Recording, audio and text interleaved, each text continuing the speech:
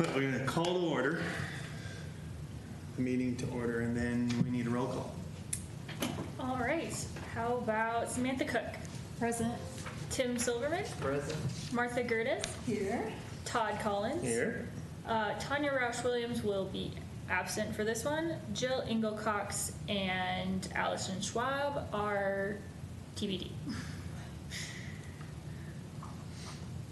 Cool. So next item on the agenda is the approval of the agenda. Do we have a motion? I move to approve the agenda. I'll second.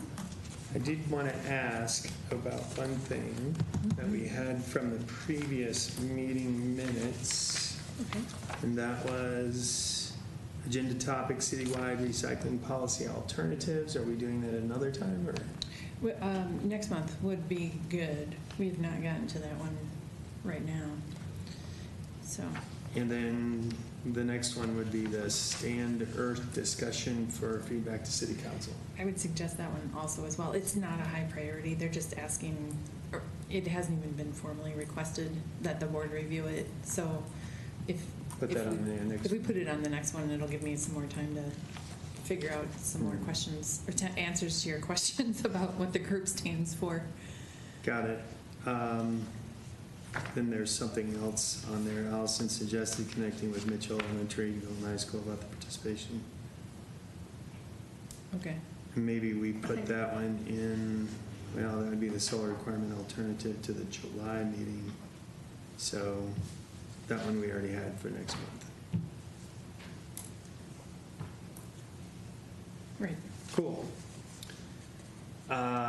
We want to vote on that, or was it? The minutes? Minutes? All in favor? Yes? Yes. Yes.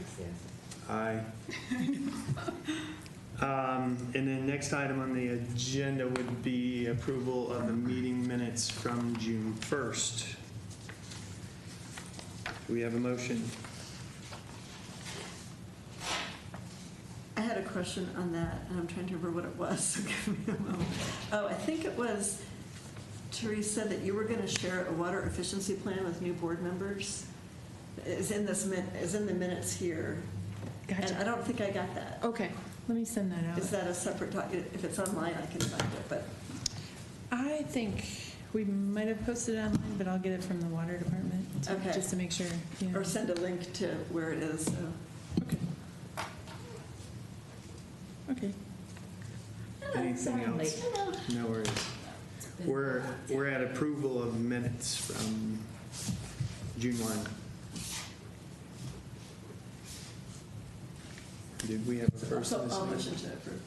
I'll second it. Got it? All in favor? Aye. And then next on the agenda is public comment. And there is no public, so no public comment. And then discussion items.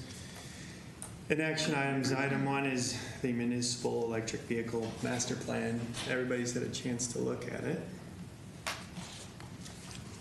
I submitted my updates to Teresa a little bit late, but late last week. That's okay. Thank you to everybody. I think I got updates from everyone. Cool. And we still have time to include others. There are a handful of yours that I need to put in. Okay. And I think Samantha's got some too. And maybe some more coming So through. I haven't looked since then, but the version that we had this week promised a decision matrix. No decision matrix. And I was excited to find out what decision matrix is. Like a list. That was one of my, so the new version has a decision matrix, Oh, brilliant. an appendix, but it's not. It's to me, it's more of a information collection form than would be the basis to meet grind the decision process, but it isn't the meat grinder itself. And so I would be interested in seeing. That was one of my comments. Teresa, if such a thing exists, like literally, let's say. A gas-powered vehicle costs $10,000 and the EV equivalent costs $200,000. You know, at what point do we say, okay, this isn't the right thing right now? And that's how do we make the decision about cost, on a cost equivalency basis for what we're gonna buy. Yeah. So I can go over a couple of things that are new, including that, if you want. That'd be great. I'm pulling it up on my computer. So you're correct. That's at the heart of this matter is like, how do we go through the decisions on this? And what we're kind of balancing is what's the internal process and how do we match up? Like not a truck with a Mustang, and who's gonna be responsible for the match? The match portion of it, I think we're starting to get nailed down, which is Electrification Coalition has a free tool called the Drive tool. It does match up things, and it does give us Mustangs once in a while. So it's not perfect, and we've got meetings kind of in the wings with our fleet department and the folks from Electrification Coalition to kind of fix that tool a little bit. I do think because that tool uses exactly the numbers of the vehicles that we own, that we can fix those even manually, and that's what I've done. So I've taken that tool and everywhere it said, you should buy a Mustang. I looked at the class of the vehicle and matched it up with an electric alternative or a hybrid alternative. And so I think that's kind of where we're headed is that would be the guide that we would kind of follow. So when let's say a truck comes up for, the easiest ones are the Ford Lightning trucks. So if there's a pickup truck light equivalent and it's matched with the Ford Lightning, which is the most reasonable that's available now, they will look at that as the match. And then you're right, like this other half is the decision itself to say, okay, a regular truck's 35, this one's 41. How do we make a decision about like what these are worth? And I think that's when we're getting closer to, here's the cost of emissions, here's the cost of kWh with the equivalent for miles per gallon, and we can kind of put in those plugs into there and come out with a decision on that. One hesitancy from our fleet department is we're all kind of waiting on edge to get these vehicles to try them out for the trucks, but nobody is wanting to commit to like, yeah, that's our silver bullet, we're going to change the entire fleet over to it until we get a chance to try them out and abuse them and see how they do under load and hauling things. So this plan is a little tentative because it says you should buy a few vehicles and try them out. And then if that's the model and what kind of comes out, then we should, as they get replaced and their replacement, I will say due date is up, then that's what they get replaced with. And that'll change pretty quickly over the next few years, especially on the light truck category, I think.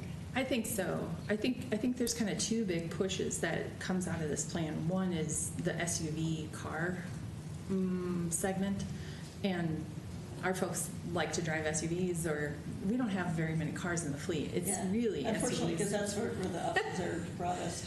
Yeah. So I think there's going to be one push to go to hybrid vehicles that are the SUV equivalents in the interim, if those come up for renewal, and then another push for the light duty trucks, and a third push later for whenever those heavier trucks get models that we could consider. There are more and more, as I mentioned this because Toyota's come out with 2 plug-in hybrids, where the first 40, 50 miles is all electric. After that, it's hybrid. Yeah. Also an option to consider. Volt was the first plug-in hybrid. Yeah. Okay. I'll note that the Mustang now is an SUV. It is. The electric Mustang is an SUV, It's so not it's not a even a car. Oh, that's why that makes sense. Yes. That's why it's popping up. It is. Yeah. It's an SUV. That makes sense. A small one, but it's an SUV. And honestly, sometimes we're looking at these to pass the sniff test. Like when it says we should get a Tesla, I don't know that the city's ever going to be in a position of driving a Tesla for any of our maintenance vehicles. And part of it's upfront cost versus like, does it perform? So do you have an economic Excel spreadsheet that does depreciation that would kind of take the equivalent cost of a new car, depreciation, cost of maintenance, that kind of automates that calculation? That is the Drive Electric tool. It's an It Excel automates, base. it has the calculation behind it, the NPV and, Yes, and it pulls from a national database that it requires it to update itself every time you open the software. okay. But I think that's kind of where we're headed with this decision-making tool. But can you put in like mileage? Yeah. Okay, you could Mhm. tailor it to this. And you can probably put in which electric program you're, like your time of use rates from Excel or something. Exactly. Yes. So we haven't completely utilized it to its fullest benefit, I don't think, but I think what we need to do is use it for the next, as a living document and kind of keep improving on it. Yeah. Well, the hybrid idea is a particularly intriguing one for some of these vehicles where they're probably driving a half a mile and spending the day loading up stuff at the golf course. They're not actually driving that far, they're just pulling a bunch of stuff. And like maybe 50 miles is plenty on a daily basis for some of the uses of the, And then there's the rare industrial. occasion where they need to go further. And they can, Yeah. but in terms of like mostly, electric. We just got a RAV4 Prime, which is exactly that. So it's, well, Thanksgiving, it's been, Yeah. they've had a Prius Prime for years. So it's, I think that does cover that use case pretty well. We have to be careful not to adopt a half measure though. I do sometimes. Be It's a good concerned interim that solution is what I'm hybrid saying, is a half so- measure. Well, like you still have to change oil and stuff on a hybrid, sure. Yeah. so we gotta make sure that the calculator still has all of that stuff that you're listing. Yeah, I mean, it's kind of in- duplicating the systems, that's one thing. Yeah, I worry it's the worst of both worlds. That's exactly what you have one for the same, you're gonna have the battery and you have the maintenance. and- But on the other hand, if 50-mile range is all you need, then they're not making 50-mile battery electric vehicles anyway. Well, they give it the equivalent of 94 miles per gallon because the first 50 is on electric. So, and it's based on daily average driving habits of a household, a working person.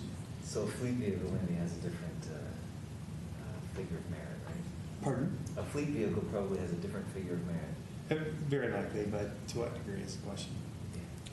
This tool hopefully Yeah. does the math about that. And to your point, I think internally we could spend like a whole FTE on trying to update those sources of information all the time because they're kind of moving targets. But because this software has automatic links to those databases and they update those databases, the EPA, it pulls in from there.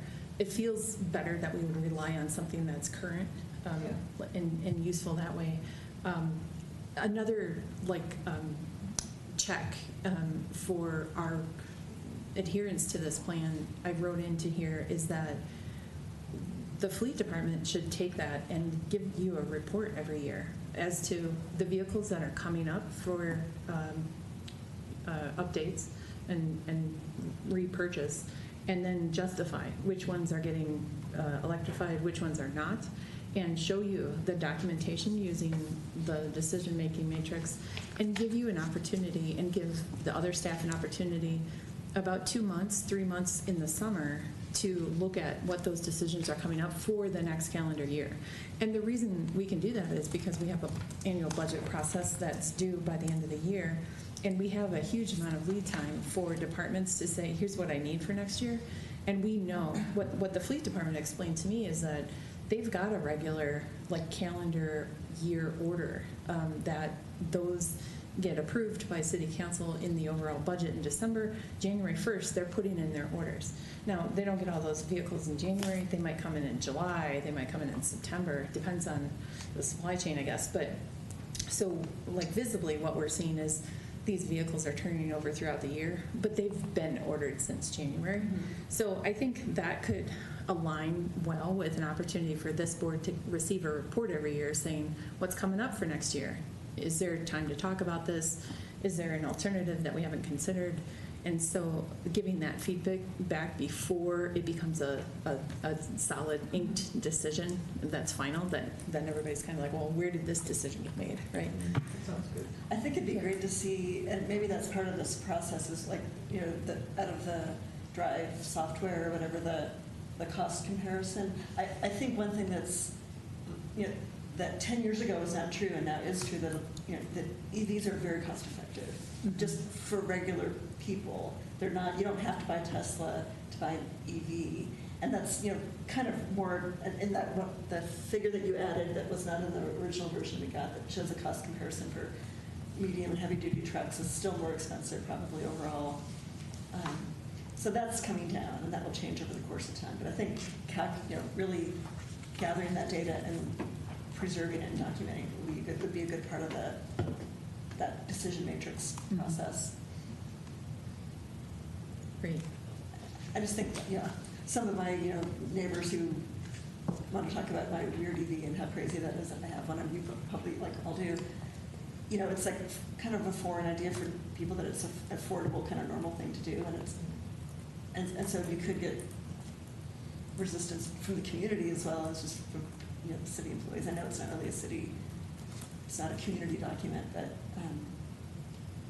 if the costs aren't really transparent, that calculation isn't really super transparent. Yeah. We've really emphasized that. We said more people need to have eyes on this than maybe two people that have traditionally made those kind of decisions internally before. Yeah. There's just so much technology changing and new products coming out that people have the right to see what's coming up in our queue for consideration. And we know that. We have a vehicle replacement policy, so if we have a truck that's like 5 years and 60,000 miles, which is kind of the earliest ones, some of them are 10 years and 100,000 miles, how many of our fleet are coming up for that? And how are we going to meet the 2030 goal? And internally, we've been very clear that the 100% goal is to achieve 100% electrification for the vehicles that are eligible, that meet this. So people have been worried, you're going to make us buy $1 million fire truck that is that's going to run out of juice halfway to a fire, I said, no, we're not going to do that. It's an agreement on these vehicle classes and these categories are eligible and make sense. And so we need to convert those. Mm-hmm. So we'll try to explain that a little bit too in our promotion, that what people can't expect is that 100% of our vehicles are done by 2030. But we can do a good job of explaining, well, these vehicles aren't, and here's why. Yeah. Here's what we're waiting for. Let's see, a couple more things that are in here. Let's see. There was a lot more added to the equipment, the gasoline powered equipment that we own. Most of it's at the golf course. Of course, golf course and parks, that's the most, all the landscaping equipment, things like that. So those kind of things are added into here. We I changed. thought some of that stuff would be a priority, and it's not really flagged as a priority because it's cheap to buy an electric leaf blower. But that is, you don't intend to make that a priority specifically in the document? I think we should. There are follow-up things that are identified in here that aren't complete as part of this plan. One of them is that mechanical equipment timeline that we haven't identified yet. Mm-hmm. So there's so many pieces in here, and what we didn't get done as far as the staff meetings go are concerns about, like, if I buy an electric leaf blower and it runs out of juice halfway through my job, do I have to go back to the shops and get the gas-powered one? Do I have a second electric leaf blower that's on charge back of the shops? So, sorry? You have a second battery. Yeah, second battery. Yeah. Right. But how does that kind of work? So Again, they need to have one and use it for a while. yes, there are two things that are incomplete of this plan, but that give 12-month timelines for the city to finish. One is the mechanical equipment schedule for conversion, and then the second one is the identification of all of the charging station locations, and kind of assessment of what we need to do to fund and install those citywide for the fleet. So. And then, to be honest, that probably, it's good if we can adopt the plan and then still have this commitment to work towards it. Mm-hmm. If we wait until those are finished, then we wouldn't be adopting for a little while longer. One thing I noticed in the new version, I think that was kind of true in the old version, I think the numbers don't add up. Yeah. like literally, 304 minus 38 plus 100, like, just, I would double check it in the spreadsheet. Okay. And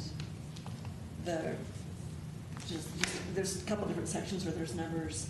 And the reason why I bothered to actually try to figure out that math, besides being really anal, is I think this is a potentially, maybe just for our committee, a kind of cool, very specific case study we could do for greenhouse gas reduction. Like, you know, we're going to talk later about the kind of general golden numbers, and those are kind of subject to generalities in the calculation assumptions. And this would not be. This would be, we had this vehicle, we replaced it with this vehicle on this date or this month or whatever, and it might be kind of a, almost like a benchmark tool in comparison to these general, just, I don't know if we want to do it or give it to a mind student to like figure out how to integrate the calculation. Yeah. But it's like you'll have real numbers with real mileages, and that might be kind of fun to That's a good idea. track. Yeah. The report that Teresa was describing would be a great source of data for that. Yeah, case yeah. study. Mhm. Good. Have we done an Informer article on EVs? Wasn't there just one? I think the last one we might have done, yeah, I talking think it about was the in May. I was difference. gonna say, I feel like I just read that, Yeah, and it talked about like first cost or like total cost of ownership, right? yeah. Okay, good, so that'll help, I mean, and I think we could provide an update on what the city's doing Yeah. after that. Mhm. Because you do have to debunk a lot of the myths of, Yeah. I don't know, what's it called, mileage, when you run out of miles? And Range range anxiety. Range anxiety, yeah, that's Yeah. why we got a Volt, because my husband was like, no, I can't. And he worked at Emerald and he still couldn't do it, so. There was a great story that came from Aspen when I talked with the staff there, and they said, you know, we were early adopters of some of this. They're looking at our plan, first of all. Cool. Which is great. We're getting a lot of kind of interest from other communities that are like, we're following, you've got a lot of detail going on, and we need that kind of decision making. So a lot of people have been calling us, but Aspen tells me that in 2016 they bought like 4 Leafs or 5 or 6 Leafs, and they're the early models, and now they're like better designs, much farther range, and nobody wants to use the 2016s anymore. And they've ran the batteries down to 0, so there's a couple of problems in a few of them, and they really wish, and what I added in here directly is that we should look at lease options, because they're That's a stuck great with idea. those vehicles for 8 or 10 years, because that's their replacement policy. Mhm. So if there's new technology coming up that's kind of like, we think it's going to keep getting better and better, we should really consider leasing some of these vehicles, because then we could kind of turn them back. Yeah. I wonder what the price differential is on that. Yeah, Well, that tool should have that. Total right? cost of ownership, yeah. Yeah. yeah, Well, leasing, yeah, versus buying. I don't And- know. and the- I'm looking at that too. I'm like, yeah. it'd be better to, instead of taking the plunge, just try something for a couple years. Just right now, if you bought an EV 2 years ago, you could sell it for more than you paid. Oh my for it. gosh. I know, get that used. That's We heard we could crazy. sell ours for about 10 grand. Yeah, Yeah, yeah. it's So crazy. they actually appreciate it. Yeah. Yeah, said no one ever about Said no one cars. ever about a car. Well, I think that's a unique anomaly. It's not- Sometimes they do that, right? Yeah, there might be some special government bulk contracts Yeah. that could negotiate those terms. And we kind of introduced a couple more opportunities in this plan. Our fleet manager usually uses the state contract for bids, and it's regular gas-powered vehicles, but we also belong to the Climate Mayors Coalition nationwide, and they do a group purchasing buy every year. And so that's another opportunity for Yeah, them that to would do be it. a good opportunity. Do we collect, in addition to like the Appendix A and B that had the, I think, annual mileage per car listed, do we have information on daily usage or average? I feel like that's as key for a decision around EVs as the annual usage is. So it's a very good question, and the answer is we have very little. We have a lot of data on paper and in very rudimentary, probably spreadsheets. We just haven't had automated or electronic system for a number of years. We're moving towards that direction. We've now got some of this being tracked in the cloud, but the telemetrics that you're talking about, putting GPS on each of the trucks, we've only done that a handful of times for different vehicles in the city fleet, and it's usually when we want to try out like a street sweeper or something like that, and we want to see like how many lane miles is it going. I think what we've talked about internally is that when we get these first couple of pickup trucks, we do some telemetrics on the new pickup trucks and the gas-powered pickup trucks, and really measure both. We have an idea of where these vehicles are going, and of course we know like yearly averages, but on a daily basis it varies so much. Somebody could be running for parts, somebody could be back and forth to the shop a couple of times. For a majority of our vehicles, they stay in town. There's a handful of vehicles that go up to the 3 reservoirs that we own in Clear Creek County, or they're going for parts in Denver. Most of our stuff is in town. That can almost be a talking point in the document. Okay. Yeah. That they're not going that far. The city's mostly. just not that big, right? Yeah, yeah. I was kind of reading about that, like if it's You hilly, looked at like the average the annual terrain, fuel, it's it pretty recharges the low. battery or something, so it's Oh, kind of yeah. hard to measure miles 100 gallons of fuel a year. planned, but if they're just in the Right. city, that helps. Why do you even Okay. have it? Yeah. Well, I think, somewhere here, you talk about right-sizing the fleet, do I remember that correctly? Yeah. Yeah, because we were just talking here that you've got vehicles that go 100 miles, that use 100 gallons of gas a year, which is like almost nothing. And so you wonder if it's just sitting there a lot, or Yes. if you're, some of these clearly are not being used very much, so maybe and then you're spending, $10,000 a year, $30,000 a year maintaining That same vehicle? that same vehicle. Oh, wow. Yeah, so like some of the police cars, they go 100 gallons a year, and they're spending $24,000 a year maintenance. That's got to be cumulative maintenance. Please tell me that's cumulative. It does say total maintenance, so I don't know if that's cumulative or. Okay.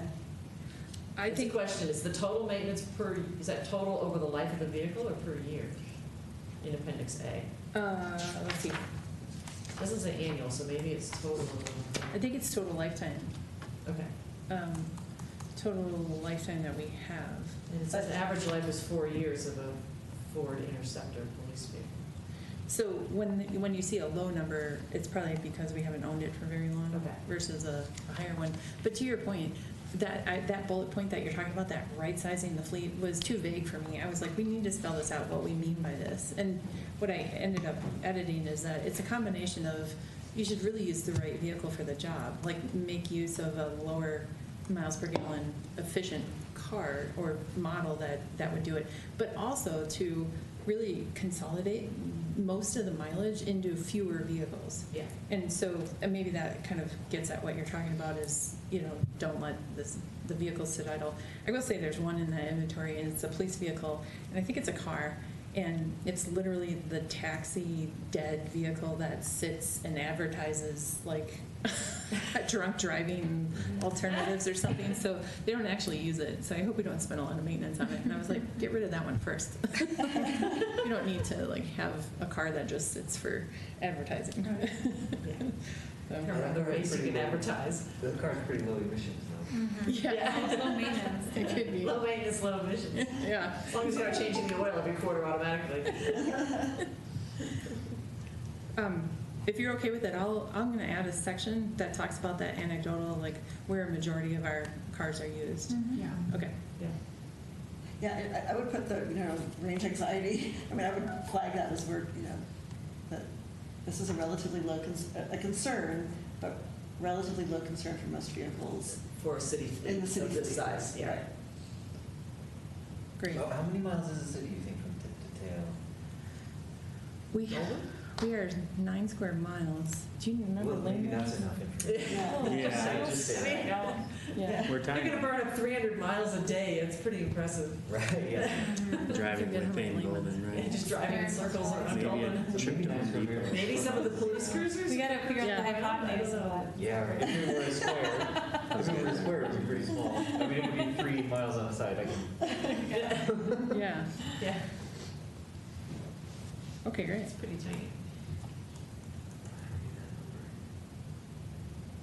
So one other, I think, question I had on the document, like, a lot of this is suggestive and not prescriptive, it felt to me. Mhm. And is that, so there's a lot of, we're gonna do this and we're gonna do that.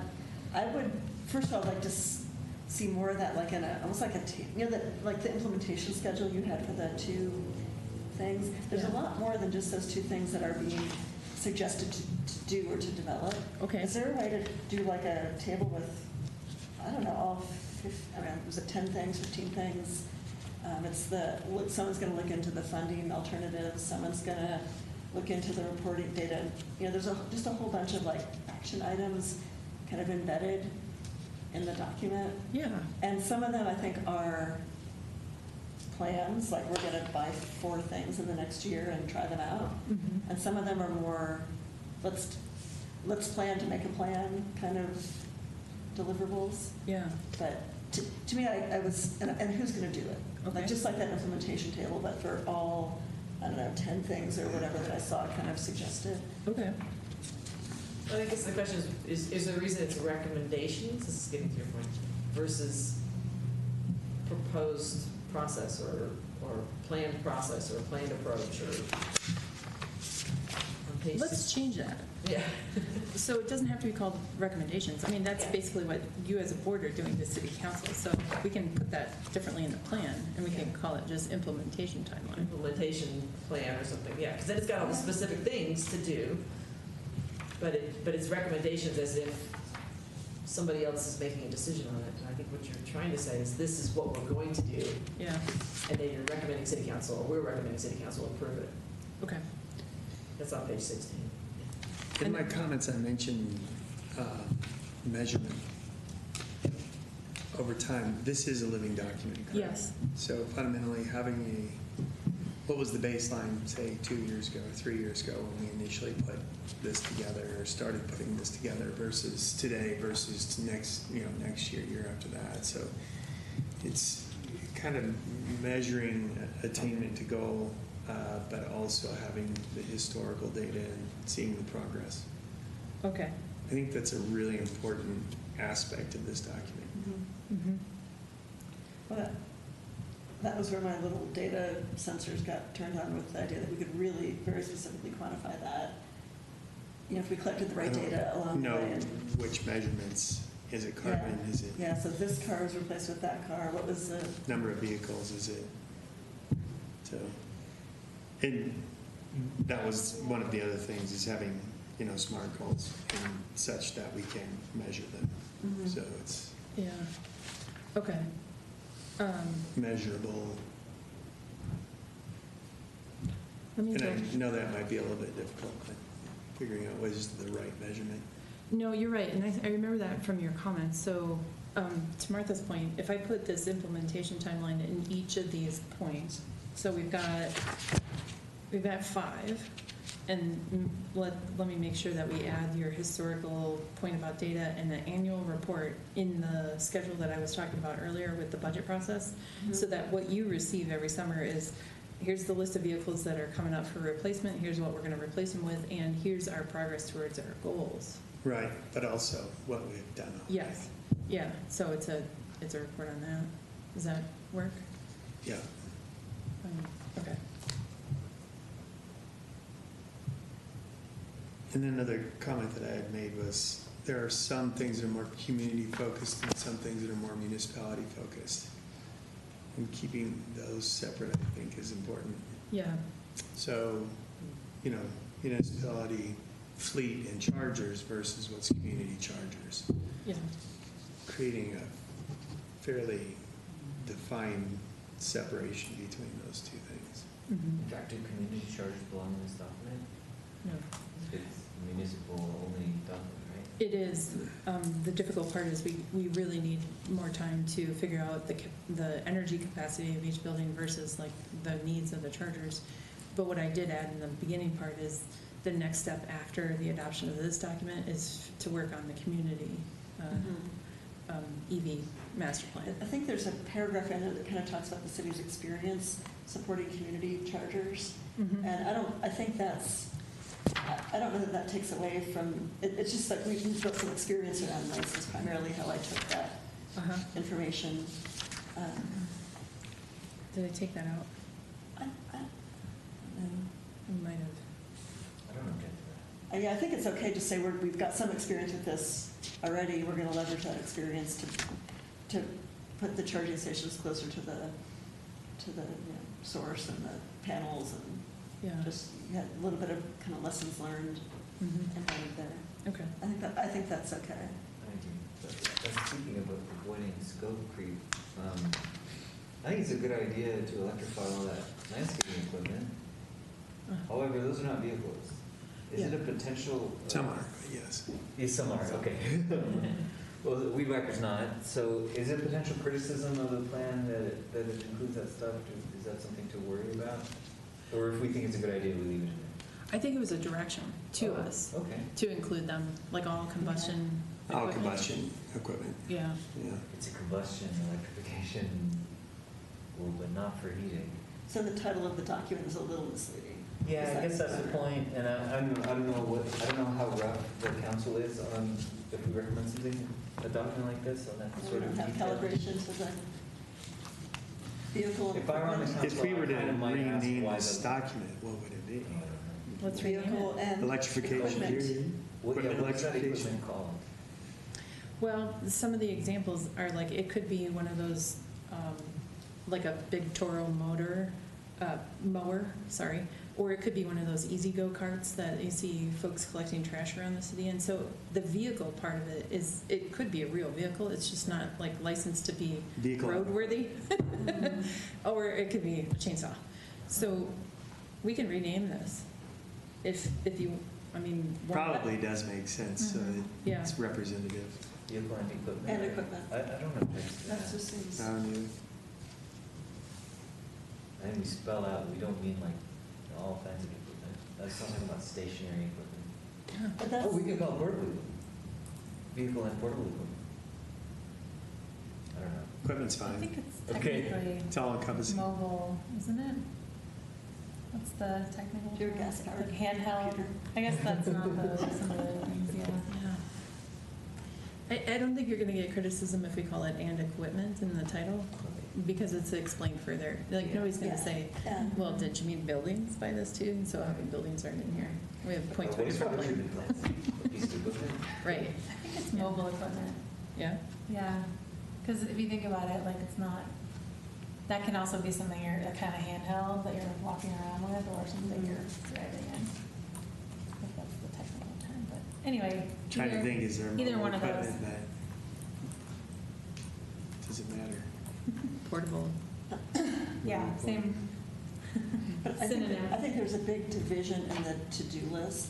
What I struggled a little bit, and maybe that's what making these recommendations like more like decisions, just kind of rephrasing things a little bit, is there's the vehicle, the fleet division is going to take obviously a big burden on this, but also Parks and Rec is going to take the other, really the big lead on that half of the list. Yeah. And that list is about half and half. Yeah. Truly. And so to make that kind of visible, who's doing what? Fleet is doing this. Parks is doing this, and this. Mhm. Who's doing the funding? Research, is it a little bit of both on each side? Probably. So like if I was city manager, I'd be wanting to go like, okay, who's getting assigned what work, and am I okay with the magnitude of work that these particular groups are getting assigned Yeah. associated with it? It's varied a little bit. I think it's in there, but it's a little bit hard to find if you're just picking it up and trying to flip through. How bad is this going to be for Parks and Rec? Do they have the capacity to do what we're asking them to do? I think this makes a lot of sense though, and it finally kind of gets to your point about the SMART, like that they all have the same types of framework in these goals. Yeah. And so we should include that. I think they'll have the capacity to do it. I mean, Yeah. to be honest, it took us to get to the Go EV resolution that kind of forced our hand to say, we need a master plan. And so when council adopted that more than a year ago, it said, okay, first thing, start with the fleet plan. And that kind of got us going. So, Biggest bang for your buck. yeah, yeah. However, there's quite a few emissions from blowers. They're pretty bad. Aren't they like outlawed in California now? Yeah, because it is. And a lot more than CO2. Right. Yeah. Especially two-cycle. Yeah. The good news is we've got some good interest coming from the employee groups in here. Forestry is a leader within the Parks and Rec and Golf departments. They're ordering electric saws, blowers, trimmers. They've really kind of been convinced that that's kind of the direction they want to go. Kind of nice to use. You don't really need earplugs anymore. Yeah. You're quieter. And you know, that was exactly what they're kind of telling us is, if you ever see the guy, one of the staff that's watering trees around town, that we don't have irrigation, so they have to take the water truck, that diesel generator is like really loud, and that person is constantly just kind of standing next to that vehicle all the time watering trees. And so that's even not just the truck, but the hydraulic or the engine on the truck. So they've found an electric alternative for that, and the one that they have is about ready to kick the bucket. So Perfect timing. yeah, it's good timing to do that. Yeah, So and it's they're- much better for the person too. Absolutely. Yeah, they have to wear a mask. That's gonna extend that person's life. Yeah. so they're jazzed about it. Yeah. Now if they could just keep They'll be staying. able to hear when they're 60. Breathe. Yeah. Yeah. So you may see some of the sustainability budget going to support some departments that are interested in trying out a few things. It's small Awesome. amounts of money, but Let's start applying for grants too. yeah. Mhm. Very good. I think that's largely, to reiterate this tracking over time, but I've got it in a couple of spots on my notes where it's like, we need to set the benchmark and we need to measure our progress so that we can support you. Yeah. in the job that you're doing. I mean, fundamentally, so that's really important. There was a reference to Fort Collins in this that I couldn't find, I couldn't understand. I took it out. It's about the timber. Yeah. Okay. I Good. copy things once in a while. Well, I would. As you should. I would be stealing stuff all the time. I actually assumed. There's- So, all good. It started off as a lot of kind of copy from best practices, and honestly, this document has really kind of become more custom than copy in a lot of places because it just needs to fit us. But there was a handful of communities that had some best practices that we started off with inventory. So I removed all mention for it. Perfect. And I've already mentioned this, but I'm looking at my notes again. And hybrid and plug-in hybrid shouldn't be ignored as maybe an interim solution, as you already mentioned. I'm just reiterating. And that's good. I added plug-in in a lot more citations that we have electric, so that to make sure that we're always considering both. And the police ordered 2 hybrid interceptors now. They're waiting. Hybrid? Mhm. It only comes in the hybrid version right now, but they're interested in that. So. That's all I had.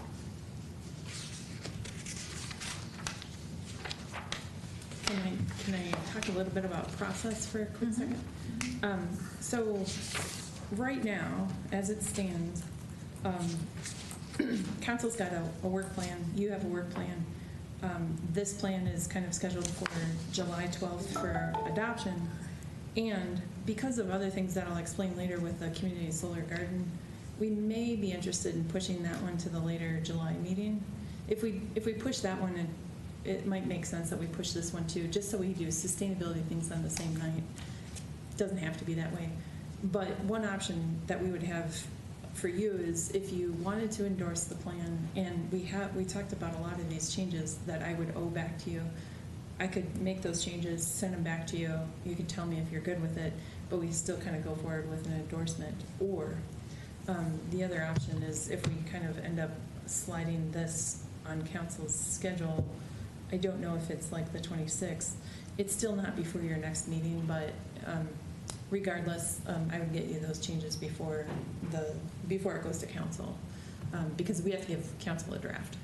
to take a look at as well. So I guess what I'm suggesting is if you're Preliminary approval. on the whole good with this, yeah, pending a couple of changes that we would get to you by email, that's an option for you. Would that be something we need to do a roll call on, or just thumbs up? Your recommendation is really just by consensus as a group. I should kind of describe too, if we ever had folks that don't agree, we want to represent a minority opinion, and anything that goes to council, we would say, a majority agreed on this, and a few folks had a concern about this, and, but that was kind of the minority opinion. The consensus of the group was this. So we don't want to forget if anybody's got an oppositional vote. And it's up to you as a group.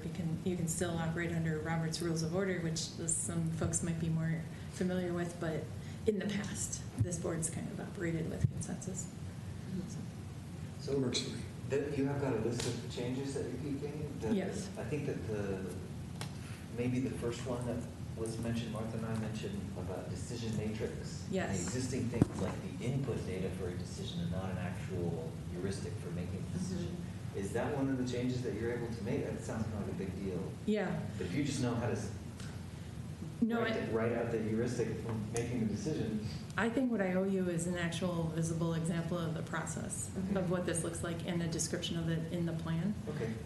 So what I'm going to do is we're going to have that meeting with Electrification Coalition. We're going to fix that drive output tool that's an Excel spreadsheet. And I will kind of merge that with this process and describe, here's exactly the steps that we would go to in making this decision, and kind of give that to you. Okay. That wasn't intended to derail the conversation about approval? It's needed. Or, okay. Yeah, But, yeah, so if that's on the list. Yep. Then, yeah. then I'm happy with this, the directions. Yeah, I certainly fundamentally support the plan, and all of your explanations of it, I also think make sense and are measured enough to be, well thought out, but not, we're not gonna buy $1 million whatever when we could get a much cheaper gas-powered vehicle. So, the cautious financial eyes looking at the document aren't gonna get alarmed. But I think the document itself has still some tweaking that could, kind of focus the understanding of the plan for someone who's not privy to these discussions. Since we talked about equipment, there isn't much definition in the background on equipment, I don't believe. Okay. There is more information as you get into the second section where it says combustion engine equipment inventory, but there isn't any background, so in that section. Does that Okay. make sense? Yes.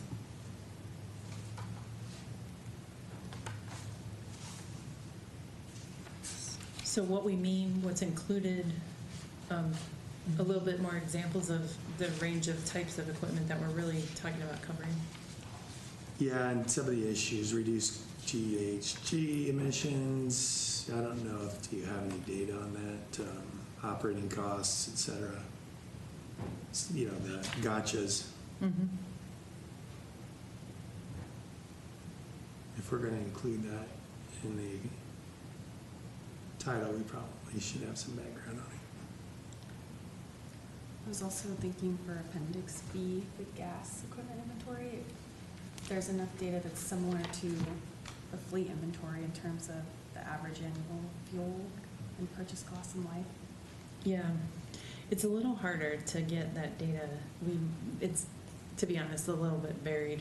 We don't have a database of that, so departments, we talked about needing those costs and the work that it's going to take to kind of gather it all. I think it's important, and I think we want to round that out, but it's probably not in time for this. So like if somebody takes their Visa purchasing card and goes to buy a blower or a hedge trimmer, we don't necessarily track what year we bought it in and who we bought it from, so these departments would. Talking about something that's not even amortized. Yeah. Yeah, so is there a way to split that list into things where we're just gonna take it as given that electrifying is a good idea because a hedge trimmer doesn't use fuel and doesn't produce local emissions? But let's think about a gas weed eater. Yeah. Rather than, most hedge trimmers are gonna be electric anyway, I think. Maybe I'm wrong about that, but, or a gas chainsaw. Yeah, I guess I was trying to get at the unavailability of data about so much of this equipment, and I think it would be too burdensome to ask that we have a ton of hedge trimmer, like hours used per year data, right? Or weed whacker hours course. or GHG emissions from the weed whacker, right? I don't expect we can find credible figures for GHG emissions from the weed whacker. And so can we have a list of just like, this is kind of de minimis stuff, but we know that because they're small engines, they have incredibly high emissions of everything on the list. I would think it would be just generic overview information on the type of engine and how bad it can be, i.e. two strokes engines versus just gas. I know the 2 cycles are really bad because they're burning oil right in the fuel. A golf cart might be in the category of data could be available, right? And so Those those are are, Golf carts are electric. or are they already electric? Some are Some, gas, they're propane. yeah.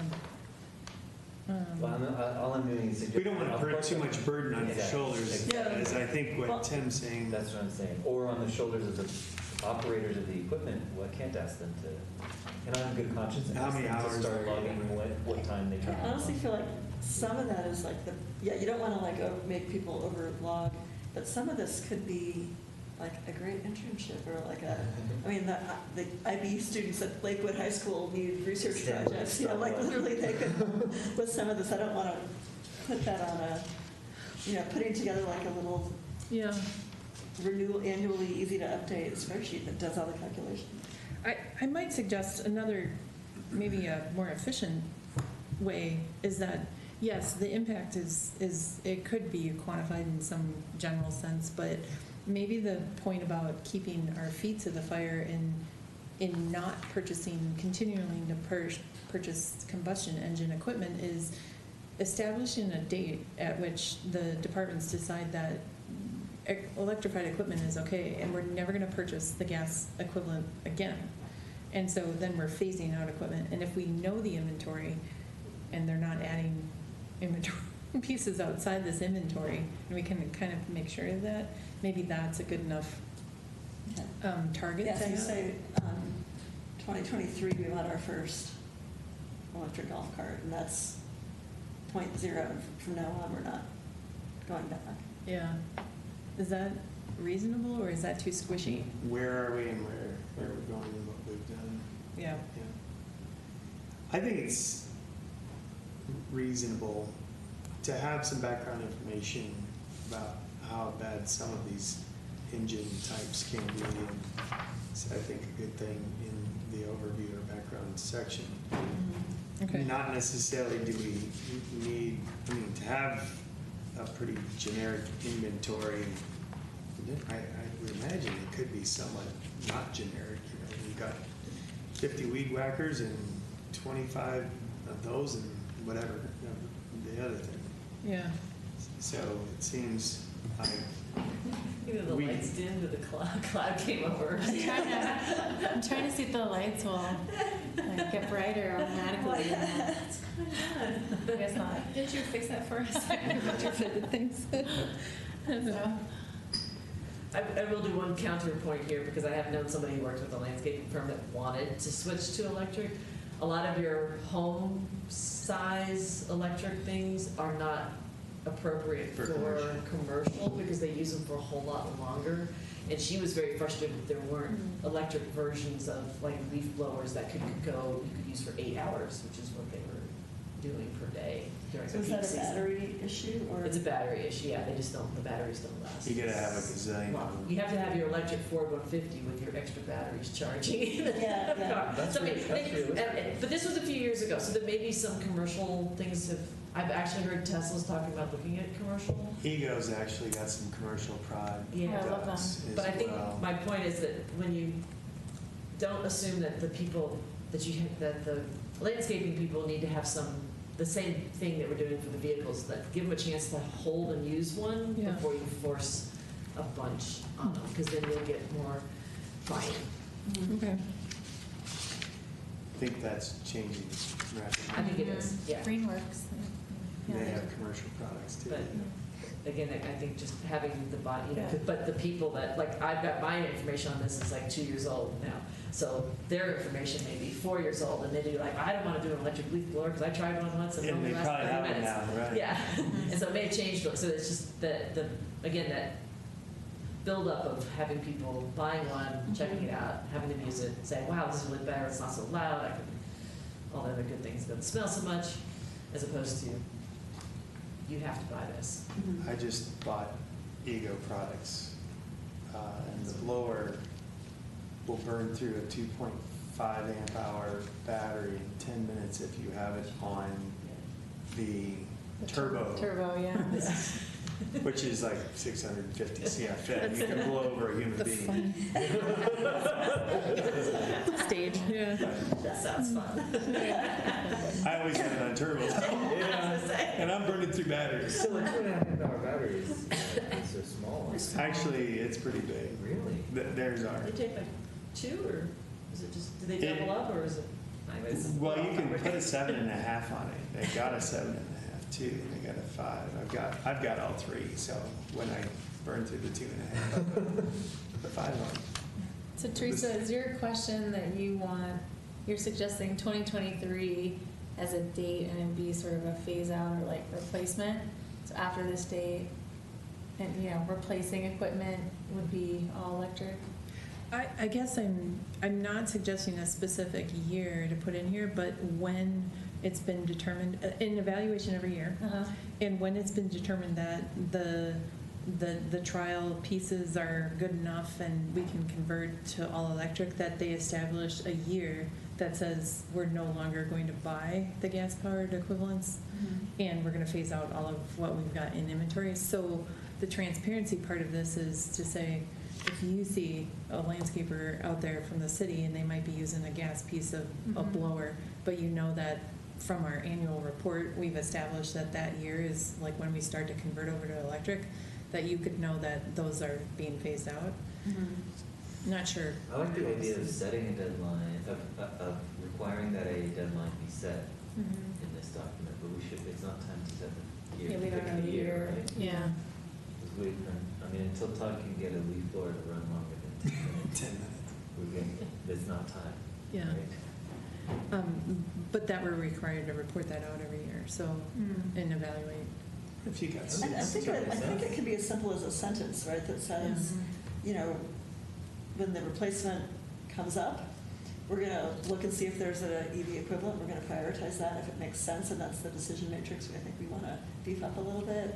But then, from the day that it starts making sense for that particular vehicle type and usage, that's the go forward plan. We're not gonna do 50% of them every other year, we're gonna get an EV, we're gonna go forward with that. Yeah. But shouldn't we commit to trying out like each piece of equipment in an electric version? So maybe there's a little bit of conflict of that in the plan, right? Because it is a good idea to try things out, and especially, I'm picturing like police vehicles, like I'd kind of like them to try it out to make 100% sure they're driving safely. But we also have 100% EV commitment by 2030, which is 8 years from now, and half the turnaround time for these vehicles is 10 years. So we're not going to make that commitment. We're not. And if we try it out for 2 years and then start, or even a year, and then start buying EVs, forward for whatever that equipment is, we're really not going to make 2030. So I think we've switched from talking about a deadline for portable equipment for never buying another gas-powered portable equipment back to EV replacement, right? Or Well, it's are both, you right? Is proposing it not to use the both? same kind of? I think it's the same logic, is it not?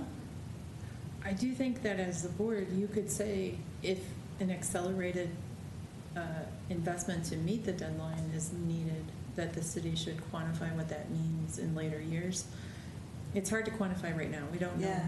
like, what that equipment's going to be, but conceivably, by 2027, you know, maybe we've got the vehicle thing mostly figured out, but the replacement schedule, like you said, exceeds 2030. Maybe there's an effort in the later years of this to say, let's just convert them all and cut short the replacement schedule. The normal schedule. Yeah, that's something, that's a policy recommendation that the board could suggest. It has budget impacts of, And we you know, don't know really what those budget impacts are off the top of our heads. how about we add something in here that says, as, like, specifically, in 2025, in 2027, we should review and consider an accelerated timeline if needed to achieve 100% compliance and weigh the costs of doing so. Well, that feels like something that should be done every year. Is that crazy? Because the year that it feels like exponential growth in the number of available EV models, and the same might be true for leaf blowers, I wouldn't know. And that means that if you wait for 3 years until 2025, that a ton of stuff has happened. And you're past the time when you should have hit the gas, in a manner of speaking. As it were. on the replacements. Is annual review so bad? It seems like annual review, but maybe a revision of the criteria might be in 3 years or something like that. Right? It's an annual report, yeah. And I would probably look at like, okay, this person had to go back to the car and charge the batteries in the electric vehicle, you know, like, and then, I don't know, I just get,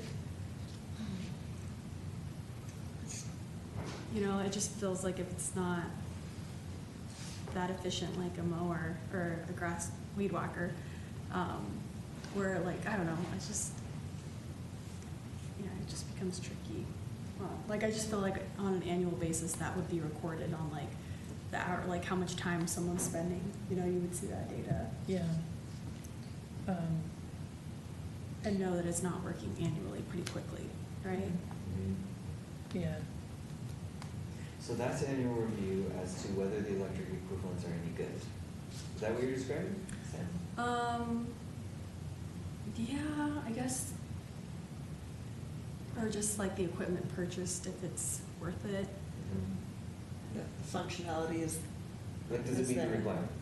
Yeah. yeah, so there's two, and maybe there's a couple of competing things. One is the try it out, and is it the right thing, or is the technology evolving? And this one wasn't, but the new version has fixed that problem, or, you know, that kind of usage assessment.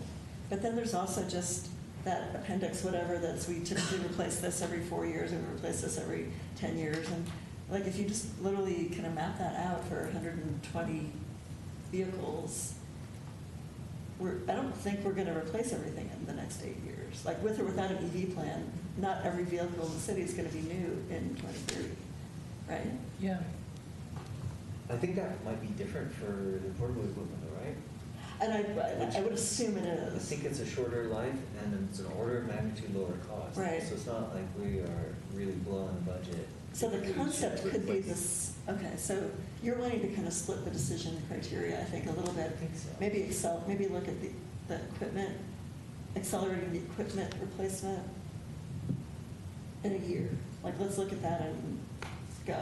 Yeah, look at it in a But year, maybe and if the it's still vehicles 10 and- minutes per leaf blower, then and- look at it in another year. Right. But the vehicles, But vehicles, maybe it's 2025. it's a more careful, I imagine that it's a more careful future planning process and everything for vehicles. I don't think I'm going to get another EV for, even if you order it today at this rate, like, you don't get them for 2 years, right? Like, Is that right? I mean, Is it possible to split that's why they're appreciating the it. vehicles and the equipment and keep it separate? Yes, I would suggest it's split now, and it's possible to even parse out the equipment further. Yeah, definitely. Yeah. That's what you meant, the vehicle equipment, the not roadworthy vehicles, right? Yeah. I think that's a good idea, is to say, here's Yeah. tools, here's small motorized. We got an avalanche. I think what I put in there Yeah, I is requested mid-sized motorized, small motorized, and tools. So we could have different, We could So have we options beat the for horse? sale. sorry? Have we beat the horse? I think so, but I think you gave me lots of good stuff, so. But not I so think so, too. So I think it's I'm- different. But are we, I'm confused on the date and the phase-out plan. Is that clear? What I just most recently heard and wrote down is that annually, there's an evaluation of the performance of soon-to-be electrified equipment and an annual evaluation of, is it time? Do we have enough technology? Are we ready to make that decision? And then there's also an annual report of our percent to our goals, and that projected performance for all of the vehicles and their replacement policies. So that report gets adjusted every year, and that scenario changes every year, but at least then we can see where are we going to be at in 2030? Are we blowing past that timeline?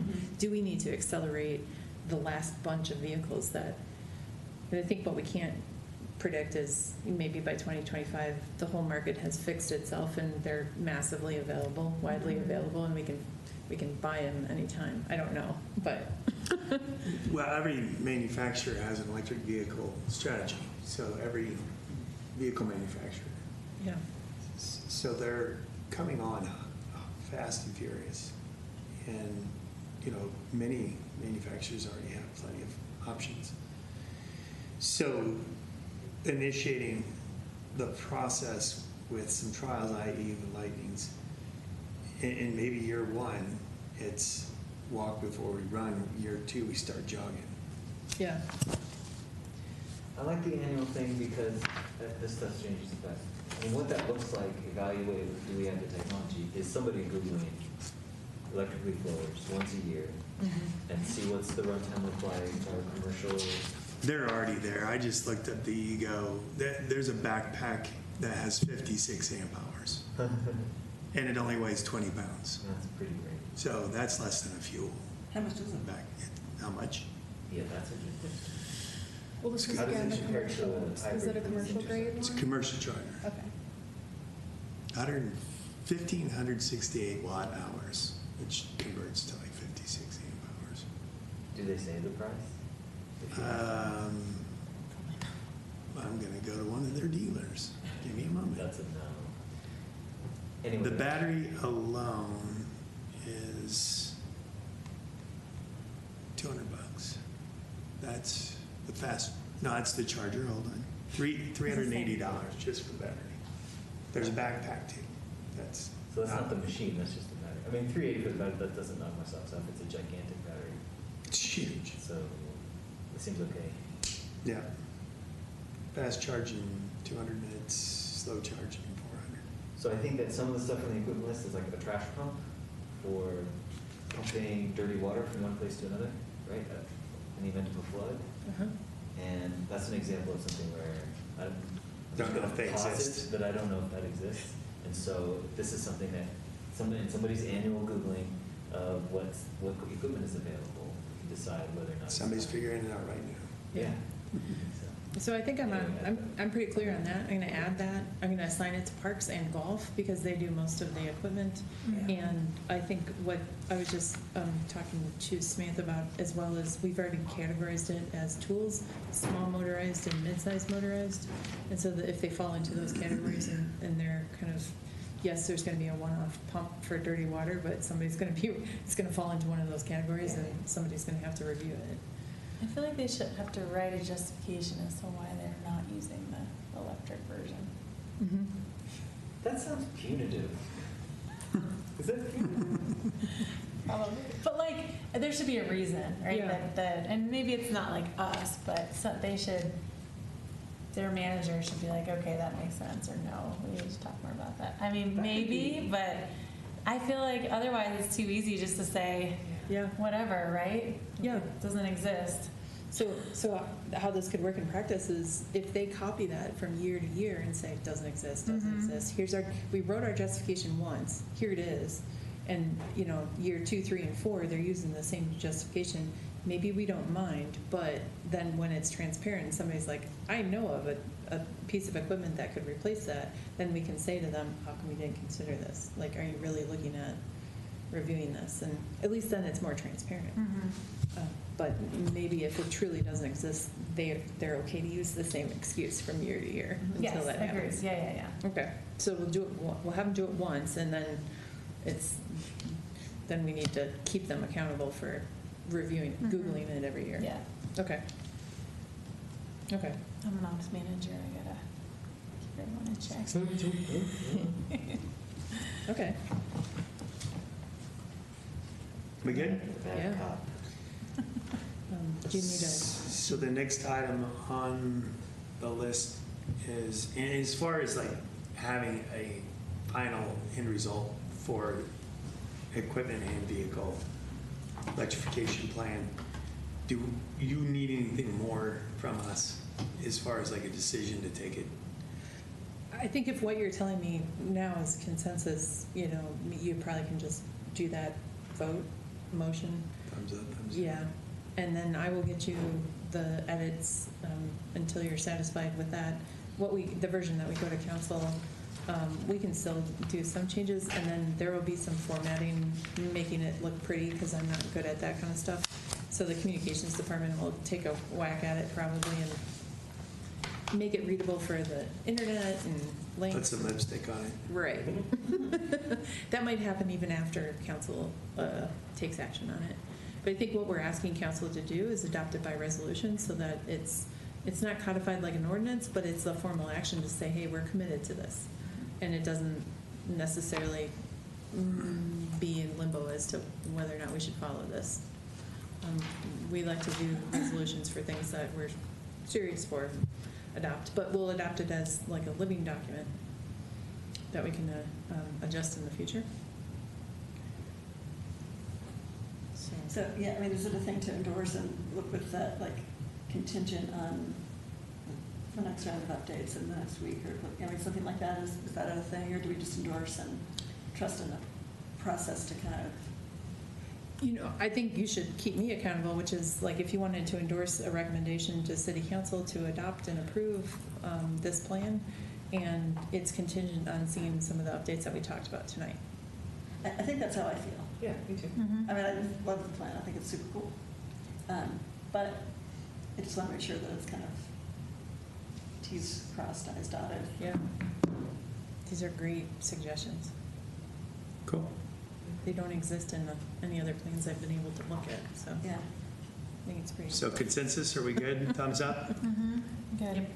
All right. Thank you. Mhm. Great. Next item on the agenda is the 2022 CSAP work plan review. So this item is really, and Jill and Allison have been here longer, to kind of take a look at what the previous board committed to for this year, what council expects the board to achieve this year, discuss a little bit where we're at on timeline of these projects, and then I think the intention of putting it on the agenda is really to talk about if there's any interest from new members to work on those projects. And again, you can do everything from simply participating at these meetings and doing a little bit of a review beforehand, to if you really have interest in some of these projects. I usually work together with specific board members one-on-one on projects, and then the idea would be that when that item comes up for the board's review, you help kind of take the lead on, talking about where we've been, what we're working on. But that's only if you have more interest. So in the past, what you'll see in that right-hand column is the board lead on those projects. And it's up to you, though. You don't want to burn anybody out. Just to add to that, it's not that you're leading, like you're responsible for getting it done. Mhm. It's just that when Teresa wants input or extra input outside of the board meetings, then you're the one that Does the work. kind of, does the extra Does some- review, puts a little extra time to do that. So it's not like a huge extra effort. We already know where my interest lies, so. Yeah. And I think we typically try to have everybody's name on at least one, because that's sort of, You know, I don't know, So- I talked to Tanya, I don't know if you did, with the same topic, like what of these things, like where do you want your name to be? So I can tell you what that would be for me, if I can pull up the list itself. Do we want to go it's at the through bottom of the agenda. table? Yeah. Okay. And I can give you a little update as to whether or not we're on track. Yeah. Yeah. Let's do it. Besides your work plan, I also give a report to City Council weekly on our progress towards these, so that they know if things are on track. Do you want to talk quick about the retreat and how we did this? Yeah, that's a good idea. This board is really unusual. We've had a professional facilitator like help us out with the retreat for probably close to 10 years now. And I don't think we've held that retreat every single year, but even during some of the COVID years, we've done it virtually. It's usually a half day. Sometimes it's an evening, a full evening.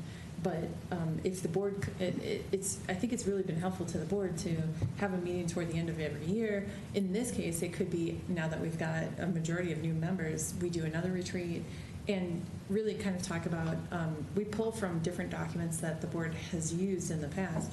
We have a 5-year strategic plan that is made up of wild and crazy community ideas that all come as input to the board, might come through community events that we solicit input for, through the website, through emails, board member ideas. We add those to the strategic plan and say, at some point, we should research and make a decision on what we feel about that.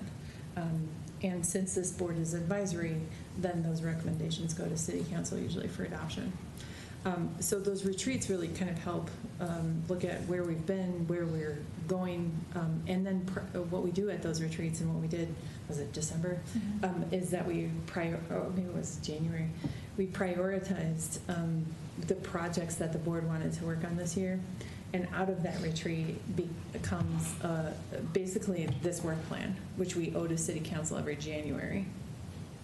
Every board and commission owes a work plan. This board is probably the most organized board as far as listing projects and assigning members to kind of track the progress. I'm very proud of you guys because the work plans are always good, even better than planning commission. Sorry, Todd, where you came from. But it's a very active board, and you guys do a lot. So those retreats are kind of an important part of our process. Did you guys think anything more about? I liked it, and it's kind of a charrette where we've got sticky notes and having a third-party facilitator that isn't a subject matter expert but just walks us through the process. It's pretty cool. So, and then we each signed up for 1 to 2, and as you notice, there's a lot of ones that now people are no longer here. So, but I think it's really shepherding, and some I feel like are more involved than others. So, but yeah. I hope we have another one this year. Yeah, I think a retreat sounds good. I'm not sure if December sounds good. We did it like the first weekend in December, and it was on a Saturday actually, a half day. Early December is important. Early December. If we're going to do it. And it was that I liked. Well, I haven't been to other ones, but it was at Fossil Trees, which was kind of fun. Yeah. The previous one we did was online, which was less fun. In person, because then you have lunch, and it's nice. Yeah. Actually, but yeah, early December I think is actually a really good time. Because then you reflect back, but then we get enough input that gives Teresa time to prepare it for the January.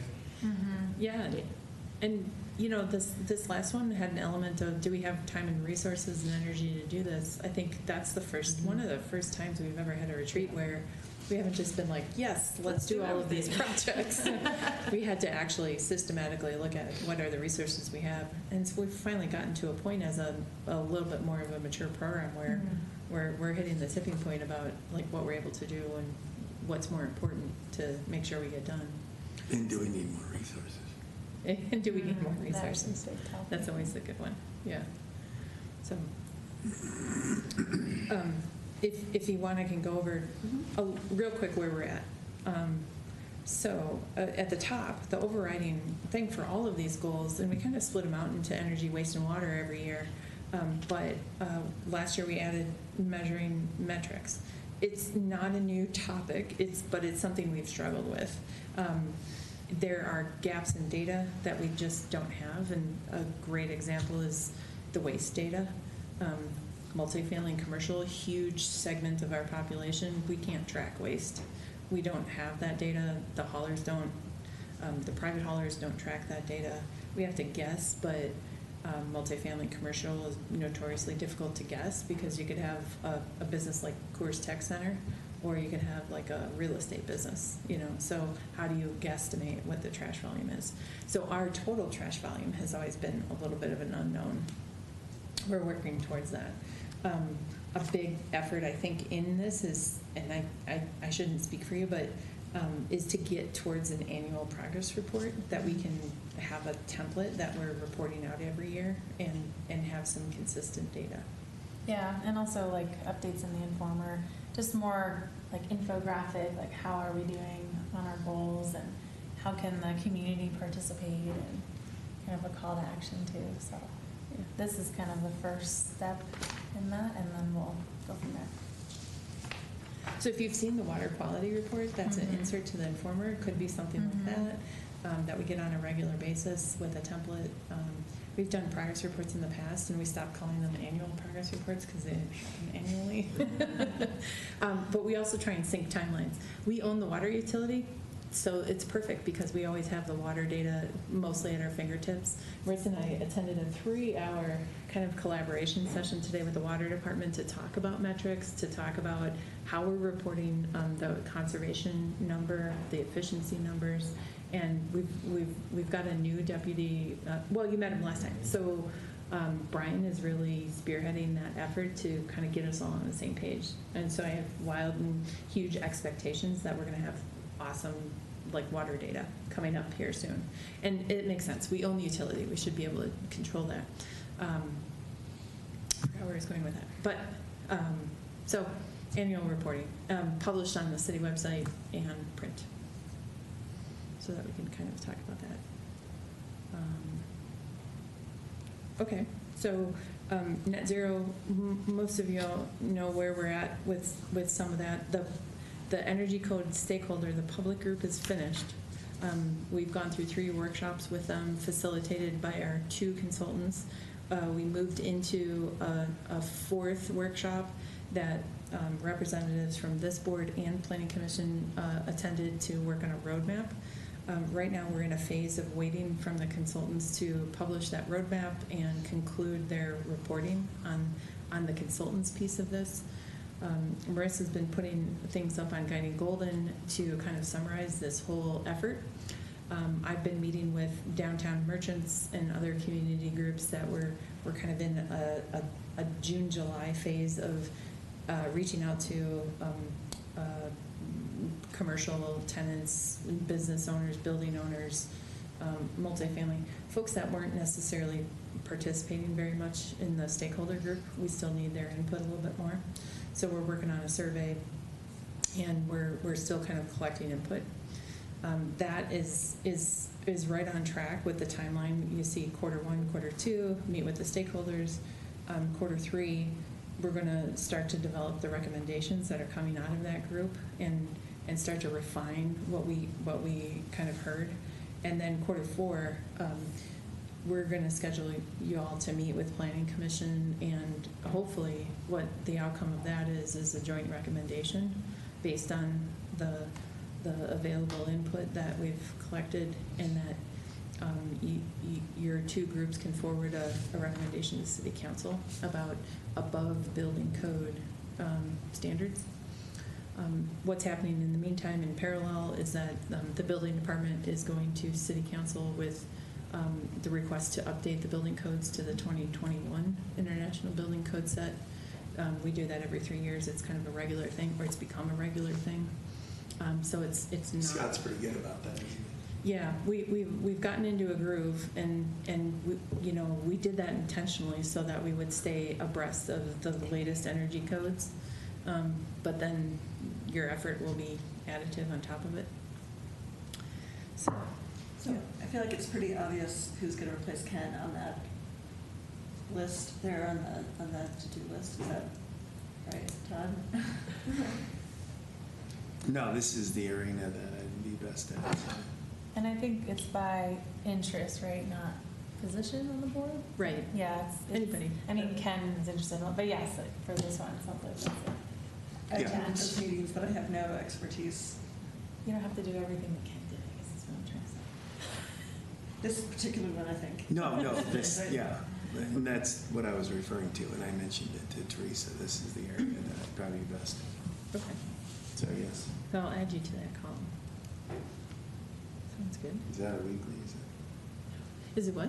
You said you'd add me to the call? The column, the column, the column. Is that a weekly?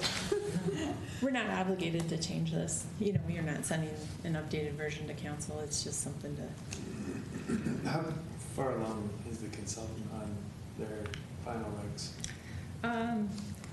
I don't think they're super far. They owe us a couple of things coming up here in the next 2 weeks. Drafts of the roadmap, drafts of the summarizing documents for the workshops. So we gave them the outline based on kind of that roadmap meeting. So we're expecting that they're working on it. They haven't had a whole lot of questions about things, so we'll see what we get. And concerns were noted, I think, per our discussion. Yeah. We want them to finish strong in their contract. So, any other questions on the energy code stuff? Community solar garden proposal. I would say that one is a slightly delayed timeline, but the RFP is out right now. We had a pre-bid meeting yesterday. Yesterday, yeah. To ask people, we did tours of all 3 sites. The first 2 sites we're asking for proposals for. The third site, which is Rooney, is really kind of informational only because we're not ready with the county to go forward with a proposal. The next steps are to get bids by July 6th. Those bids are really to work with a partner. So your board will take a look at the bids, city council will take a look at the bids, but that's really kind of to move forward with a partnership before a specific proposal gets developed. We did ask for costs in here, and I think that contractors can give us estimates on things to look at. But what you'll be able to take a look at is, can we evaluate, are these folks qualified? Do they have experience in Colorado? Do they have other projects that they're already under construction with or finished? Successful examples. So those are kind of things that you can take a look at. How many people joined the pre-bid? 1 company and 2 other companies asked about information about it. So we've had, I would suggest, a total of 3 points of interest requests. Did you mail it out to potential companies that are interested or direct contacts? No, in fact, we have Advertise somewhere or? BidNet. So we It's kind of advertise. a push-pull system. Yeah. Yeah, we advertise on BidNet, and we also collect information about who is downloading the RFP from that site as well. So we actually had a few folks ask to get emailed the RFP directly. Normally, that's something we would totally do and give it to anyone and anyone that had interest, but because we're going through that process now for all RFPs, we just directed people to download it from there. It's a free download, and Free sign up as well. yeah, yep, free sign up. So And you get alerts if you're a company about new RFPs getting Yes. published? yeah, we made sure we put some keywords in there about Yeah. solar gardens so that we get some interest.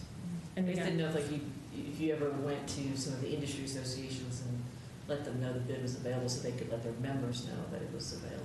I think that's a good idea, and maybe I can send it to COSA and I think in the some Solar of the other ones. Energy Yeah, Association. Good to see you. Yeah. COSIA and then COSA is a different one, Yeah. right?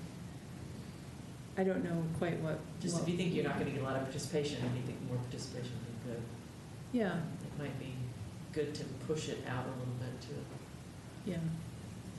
a set of people. My anticipation of this is that we'll get some good interest. Whether or not we get Excel allocation in the award is a Well, whole that's different thing, yeah. ball of wax. So, but a proposal could be good for multiple years with different terms next year. So you don't know what our chances are with the Excel programs being oversold all the time. Although I think they were told they had to issue more this year. I think that's what she. So I think we're on we're a little behind on the quarter one, quarter two, but we're gonna meet the quarter three. So that's that was the most important piece of that, I think. Yeah, I think so too. So who is going to participate on that one? I'm still on it, and probably Tim. Yeah, I'm interested in that one. Great. We can both stay on. I'd like to see the site someday. Oh, yes, I'd be happy to take you on a tour. Thank you for both of your input on the RFP. So we can go anytime. I think a lot of what the developers are doing is taking a look at the aerial stuff, but we should walk the sites and try to avoid cow patties in the northern site. The rattlesnakes. There's hardly any. Yeah, we found a snake I'd go too skin. if it fit, I mean, just for Yeah. kicks and grins. Okay. All right. Okay. Just arrange a little. All right, schedule something. Yeah. Maybe in the morning when it's Mhm. not so hot, Yeah. Okay. toasty out I'll It was awesome this morning. there. Nice. Yes, Put the we did. rattlesnakes We with do. Yeah. Yeah. Bear's gonna sleep. Yeah. Where the rattlesnakes been. Right? Narrow window. Oh, yes, I'm sorry. I've been like eyeing. Oh my those. gosh, if we can. So Oh. you should have cupcakes, and we should tell you why. This is Marissa's last meeting with us. What? So we're saying thank you. Where are you going? For her hard work. I'm following lots of my millennial counterparts and taking some time off, taking a sabbatical, and then I'll rejoin the workforce. in What does the this fall. sabbatical mean? I mean, are you just staying at home or are you gonna go do something fun? No, I'm staying here. I've done my traveling. There's never enough travel. When did you do traveling? That's like, During college, yeah, we did a couple like trips. Obviously, like the Europe thing You never get and enough Guatemala travel, so I don't and understand Hawaii why and all I've that. done my Yeah, It's like, right? I'm ready to go.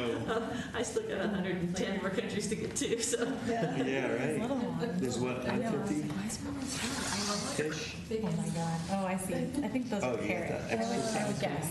Those are carrot cake. Wow, I'm going big. Oh, Cheers and very Oh, wow. I was looking for a tiny one. That's exciting. They're so taken. All right. Thank you. Okay, thank you. Is this carrot cake? What are the special ones? It's a good question. I'm sorry, they seem to have slid off the thing. Can I go for one of these? Yeah, I think the short answer is right. There we go, Martha. Yeah, sure, why not? Oh my gosh, thank you. Does that mean you're hiring Teresa? Oh, spread the word. Gracias. You're gonna say Golden? I live in Lakewood. Lakewood, okay. Nice. Yeah. That'd be fun. Sabbatical, I like that term. So we took 9 months off and did 19 countries. Wow. When we got married at the end of it, my wife said, "Where are we going for the honeymoon?" So there's never enough travel. Never enough. I feel like that's really true. Thank you. These are my favorite cupcakes. I'm going to Iceland on Saturday. Iceland. Nice. I know, like, Everyone's going to Iceland. I think It's 'cause gonna- they don't I figure have- just this could be full of Americans. You don't have to Yeah. test, right? no, literally, I think of my people who've done the summer. Yeah. Anyway, we should keep going.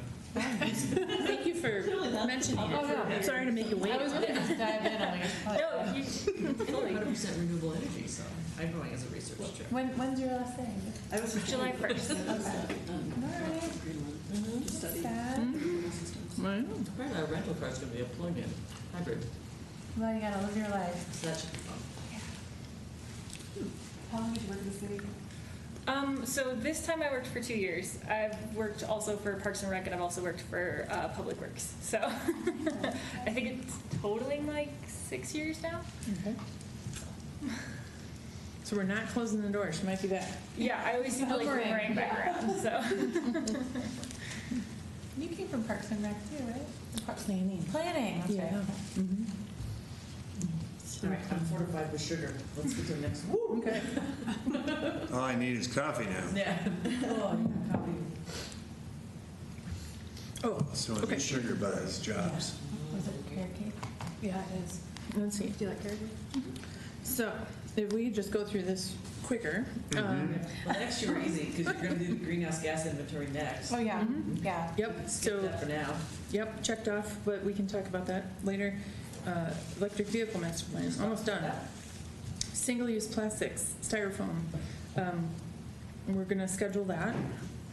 You did go, this board did go to city council in Q1 with a recommendation. City council gave us some parameters to consider, which meant not immediate action. So right now we've got email into the city attorney who are weighing our options for legal timing, what we can and can't do, and it mostly has to do with the expanding the scope of the products that the ban would apply to and extending a little bit of the scope. So, so we're waiting on that, and then that will come back to this board to consider again. So you're kind of complete with that, but there's probably more work to do. If I can speak for Tanya, she would say, work to do soon. Zero waste plan for city operations. We're currently working on that. Bins are present. We have a new janitorial contract that started. We are securing compost services for those buildings. I have about 6 buildings that we would do collection sites for and about 15 internal locations. And to clarify, compost service collection means at communal areas only. So it's not on a per desk basis. So these 15 locations are break rooms, conference rooms, that kind of thing. So we're going to start with that first. So we're close to rolling out that plan here pretty soon. So we should give you an update. But we also, with zero waste in city operations, it also means about special events. So this year, all of the special event organizers got a brand new guide. I should actually show you what that is. It's a decent plan, 15 pages of requirements and then connections to resources for compostable purchasing of products, and then a link to our rebate program that those organizers can apply for rebates.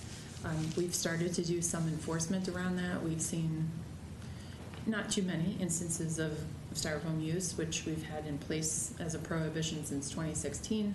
So we're starting to kind of look at that. But the compost kind of services is just starting to roll out. You'll see Farmers Market has that. Ride the Rockies had it. Some of the I was going to ask about that. It's good. Yeah. Some of the upcoming, all of the upcoming events, 4th of July, Buffalo Bill Days. So we're just kind of meeting with event organizers, having them reach out. We've got a nice vendor template letter that they're sending out to their vendors saying, here's the requirements. Here's where you can go to purchase these things. Compostable. Food serviceware, we call it. So anything that's a disposable single-use item would be either compostable or recyclable. Plates. Yeah. Cups. Cups, yep, absolutely. You said there's a guide out already that has provided the link somewhere they can purchase this item? Yes. Cool. Mhm. Okay. So if I'm not sure if it's online yet or if we put that on there, but we've sent that out to the event organizers and, oh, good. I believe it is. Okay, cool. It went rather fast. When council approved that we could do this part of it this year, we kind of had to ramp up quickly and quick write a document. It's pretty comprehensive. So it talks about also things like alternative transportation and bike parking and so we used to call it the sustainable events, or what it used to be called, we started off with a green event guide, and then we discussed, it's not a guide, it's a regulation. These are requirements. So thank you for going through this. It starts with our goals and what zero waste is. This is the process for borrowing all of our inventory of containers and bins that we lend out to event organizers. It talks about the process that they're required to tear open bags of recycling and dispose of the bags because they get caught in the recycling sorting process.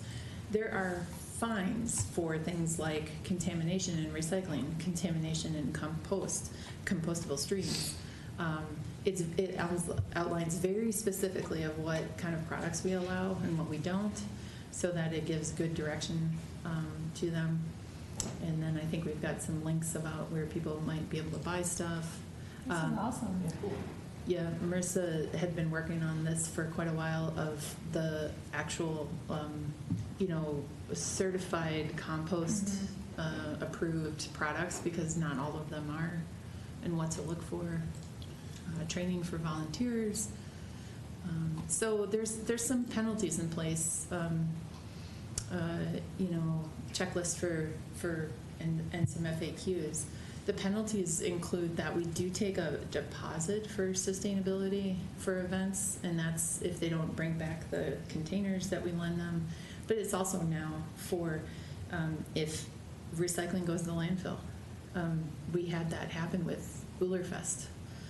Ullrfest in January has been notoriously poor performer with sustainability for a couple of years in a row now, with recyclables going to the landfill because of contamination. You should have monitors by all the bins or something. And we give some rebates if they're willing to commit to that. So there's incentives, good. Yeah. We have, I think, 100, 250. There might even be another tier of, depending on whether or not the organizers are willing to monitor waste stations and have people guide. I will tell you it's not super effective, because they would rather forego the rebate, and they just simply can't get enough volunteers. So we don't have people apply for those rebates. Yeah, a couple of those there. So car thing, would that apply to the car drive? Super Cruise. Good question. No. It's not a city event. Yeah, these are. You went over this once. Right. So events that trigger the city requirements for permits. And we actually have 3 tiers of events, 1, 2, and 3. Our requirements only count for tier 1 and tier 2 events. Tier 3 events are things like neighborhood block parties or car shows. So that's one of the things that just kind of shows up by convention. Yep. Yeah. Yeah, it's not a city event. So most of our city permitted events, they want to use a park, or they're big enough scope that they're shutting down the street. Yeah, things like that. So that's part of our zero waste kind of plan for operations. So largely ticked off, and we don't, ticked off meaning check off. Yes. Checked off. Ticked off, not pissed off. Not in the- Checked out, We need not to ticked off. put another name to that. I guess it's pretty done, so we don't need another person's name on that one. Yeah. So we've got 3 more that we gotta get names on, and we are running overtime, so let's knock these out quickly.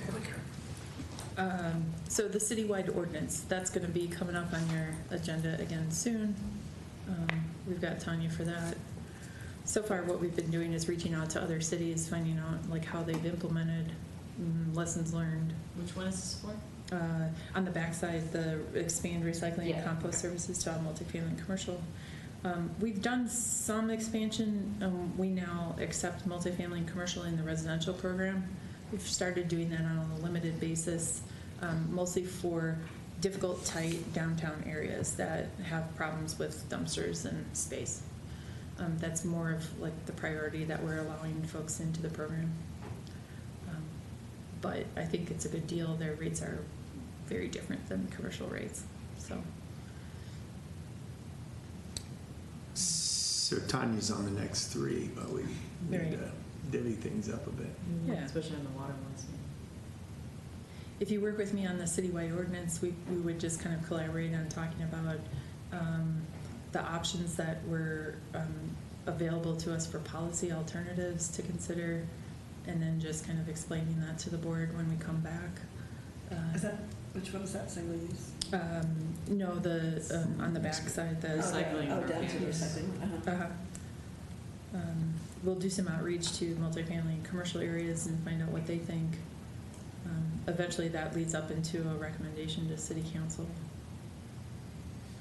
So the goal is truly to be able to get them on a city plan in the long run. Yeah, It's been perceived as an equity issue, so expanding access for everyone to recycling and/or compost, and you guys get to decide, does it include both? Does it only include one for now, compost later? Not sure about the phased plan, but the impact to the community is providing that access, but then how it also impacts the owners who are paying the bills. So, you know, haulers will pass on those costs of services to those owners. So with HOAs, they might have a better deal. So they haven't been required to be on the program, right? Right, yes. But the goal is to get them on the program as well. Well, the residential program is a voluntary opt-in. If folks don't voluntarily opt in, the city cannot force multifamily and commercial. That's a state law that says cities can't make you come onto that program.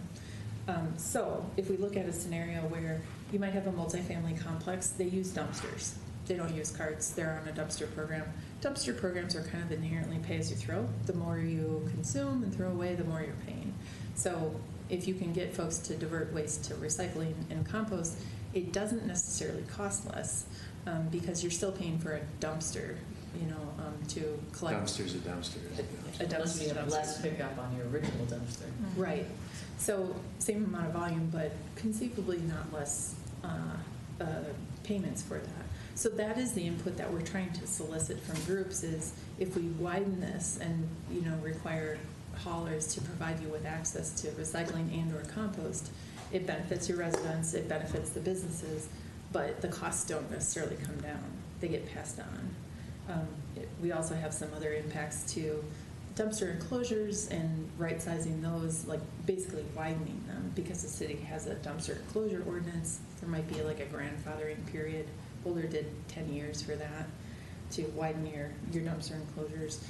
There might be an adjustment to the parking ordinance because a lot of areas downtown, if you're a business like Kohl's, you know, out in Home Depot out there and you have to expand your dumpster enclosure area, you probably have extra parking that you can take up. But if you're a business like, you know, something Golden Goods downtown, you don't have any extra parking. So you're already at your minimum needed, and we might need to adjust the parking ordinance to allow for dumpsters to expand.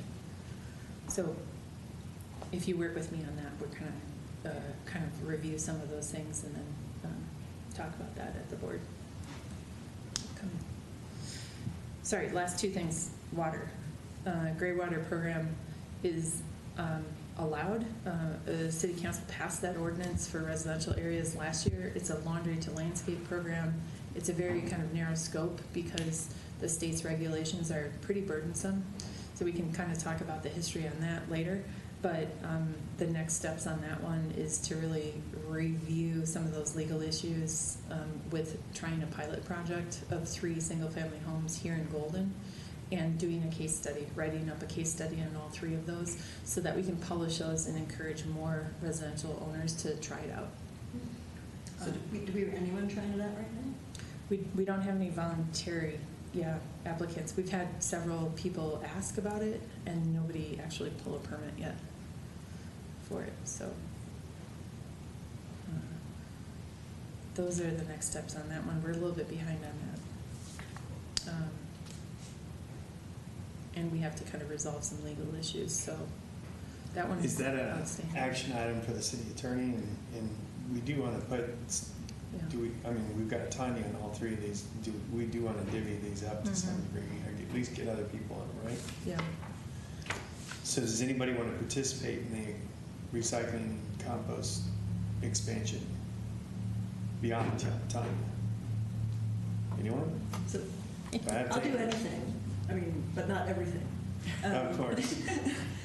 The ones I had talked to Tanya about, but maybe they're not the high urgency or need ones, were the greenhouse gas inventory, because I'm a spreadsheet person. And I know that's kind of dwindling down at the moment, but it might ramp up again at some point in the future. We should have some overlap there. The EV master plan, which might map into the citywide one instead of the municipal one, and the single-use plastics. Those are the ones that we had talked about. but I don't feel hardwired into any of those, so like. I'm all water, so I've been waiting. So I can Oh, do any I'm of those sorry. too. Yeah. Yeah. So, yeah, if anybody else. Maybe Martha, you take the two waste ones, because you said single-use plastics and then just add the Okay. zero waste plan, those kind of go together. Okay. And I heard you want water? Yeah, I think, I don't mind helping on both, but I don't wanna like, if someone else wants to step in, I can do either or. Okay. Both of those are super interesting to me. I don't know anything about water, but that last one is what I had planned on too, so like. but The I- resiliency? Yeah, I'm not actually itching for more substitute, but Yeah. if you need them. Okay, understood. But it also says Q1, so is that one done? We had integrated some language into the water efficiency plan. That part is finished.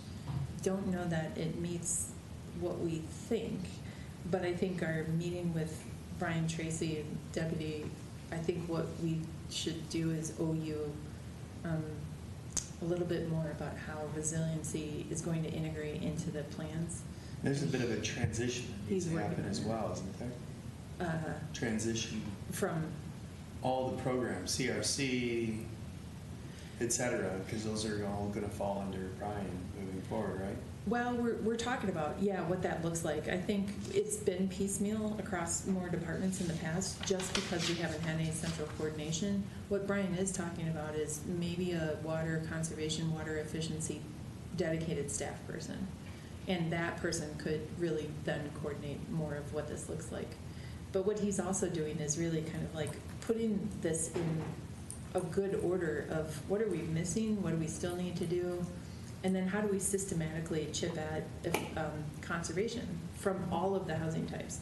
I think what your input gave to him last time was, we want data. We want data on single family, multifamily, the top users of commercial. He's working on all of that now. And we're trying to be really thoughtful, and I'm pushing them, be transparent. Everything that we need to do needs to be online. We won't ever be able to disclose the high water users, but here's the letters that we're sending them. Here's the resources that we can offer them. Here's the land uses that these are kind of coming from, so that we know who they are. So I think we owe you something this year. I think we should come back with some answers to the questions that you asked, and specifically how resiliency fits in. I would say just looking at these and kind of where we are, that may be something when we get to the setting next year's goals, we may want to think about focusing on water a little more, because I don't know how well we're progressing towards the overall water objectives. Good. Because, these are actually relatively small. Is this true that we have good water data and poor waste data? Yes.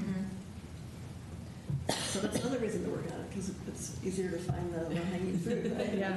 You know what you're doing. It's I going to be would- critically important. I would add, though, that we don't tell you what that water data is yet. We have never done a good job about that. So we talked about that of, what can we publish? Kind of demanded that from Brian last time. Yeah. Some of it's public. In the absence of information, we're gonna come up with ideas of like what we think we should do, but it should be more thoughtful and data-driven. Yeah. So, I think it'd be a good priority for next year, as more data, Yeah. as he's getting more data together, thinking about it for next year.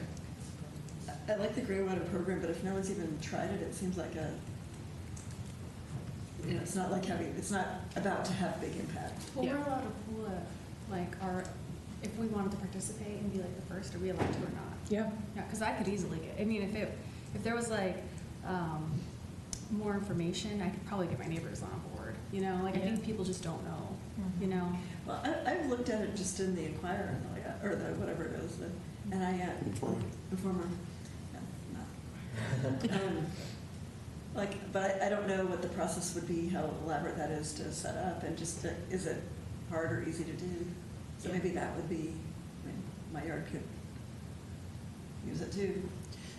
and we did, and that was part of the idea behind the case studies is how much is the equipment? How much is the installation cost? Does it cost for design, or is this a DIY kind of thing? And we did actually already solicit interest in people who applied to be one of the pilot project. And we were gonna have a lottery system and try and figure that out. We have a contractor already kind of waiting in the wings who is qualified to do these. And the legal team at the time said, nope, you've really got to align with more of the subsidies and the limits that we're allowed to do to personal homes. And so they weren't convinced that we could actually give away, it was about $10,000 for 3 homes worth of work. And that's not necessarily divided by 3 to the value of the homeowner. It's also quantifying like how we went through the process in the building department, writing it up, you know, demonstrating it as a case study, doing the design work. So, The key is liability, right? yeah, So they're wanting it to be more of a subsidy yeah, than, hey, we're gonna buy this stuff for you. right, For 3 of you only. So submit your receipt. yeah. So the decision-making process is on the homeowner and not on you guys. Right, and I think the attorneys were kind of like, we just have to look at this and figure out a way to do this so that it's. It's a subsidy. It's, yeah, so, and it's fair to everybody, things like that. So that's what they're, in the middle of all this, we changed attorneys. And so Of course. our current interpretation was provided by the old attorney firm. So we've sent that on to the new attorneys and say, hey, do you think different? Because maybe we could go forward. Got it. There's a million ways to skin a cat. Yeah. We just want to do it in line. Unfortunately, and I think to echo some of Tanya's frustration is that the timing of this has delayed things so much. We've missed a window of opportunity that would have been the spring Yeah. to, you know, design and construct and roll out this and then be able to show the public what went on.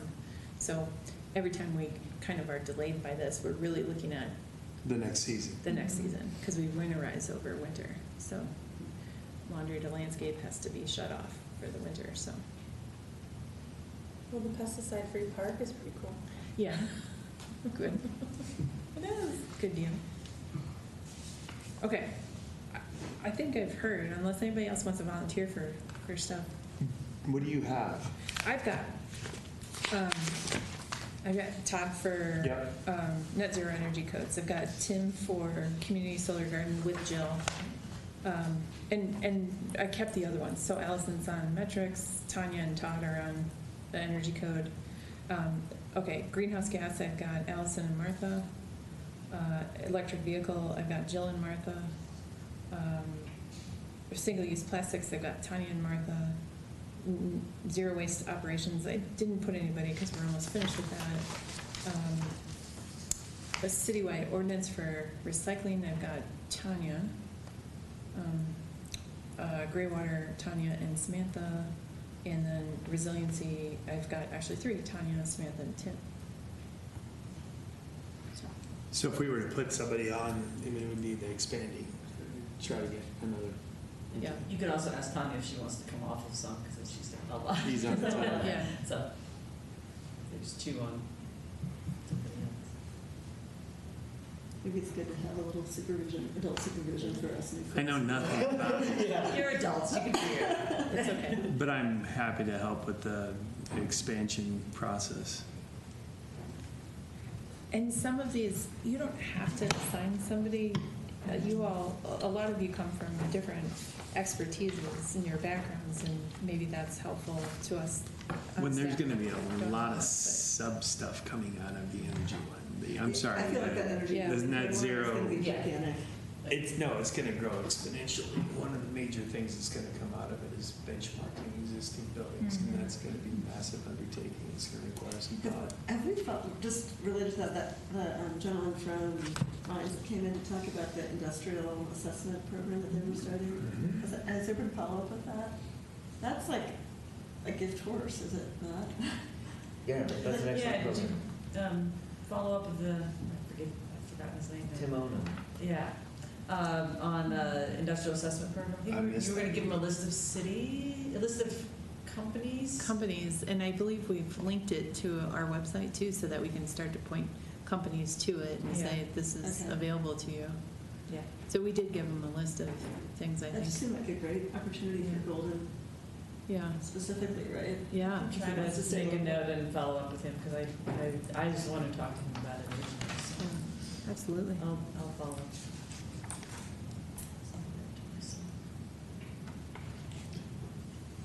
On the net zero energy codes is threefold. It's existing and new construction, so it's. Do we it's have a rules for both for the big bucket. new construction and, so the, No, existing, we've got to start putting together a plan for existing buildings and a bigger plan. And that's coming out in the roadmap, but it's supposed to be more of a 30,000-foot level. Mhm.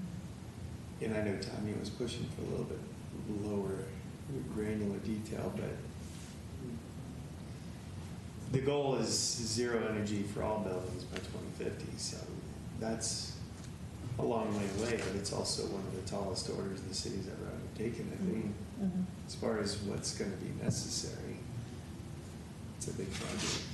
So what you might have is a recommendation, a joint recommendation, and then you might have some immediate additional recommendations that if council likes what you're talking about jointly, then here are the next steps to adopt things, like the benchmarking ordinance. So they Things might, you immediately start yeah. initiating. So we'll talk about how those fit together and kind of the strategy, and if you like it, then you can make recommendations. Good. Yeah, but there's, what, 3 major categories Mhm. that we need to start working through. Mhm. Yeah. Anyway, I think that one's going to keep me busy. I think so. Now, we've already attended benchmarking software demos. Software demos. okay. Mhm. That's kind of cool. Yeah, that's a huge opportunity though. Oh, That's good. yeah. It's exciting. Nice thing is the state has already initiated some processes around it. That's good. You can I don't have jump anything on else. that bandwagon. Yeah. I don't have anything else for this item. You're good, right? Okay, next item on the agenda is the greenhouse gas emissions inventory report, 2019. We are behind. Yeah. And Allison and Tanya worked on a bit of a summary. Mhm. I passed it out here. There's some other copies, and we have the ability to put this in the next Inform, which is the next one we're working on deadline for is August. So if you're good with, Well, so yeah, let me just talk a little bit about this. Mhm. So I think the final GHG inventory is, have you all seen that? The final report? Okay. So there was It's one, on. what's that? It's on, there was a link to it. Okay, so there was one done in 2007, which I did when I was at UC Denver, so it's kind of funny. Comes around. And so what Tanya and I talked about is doing, and this is very, very draft form.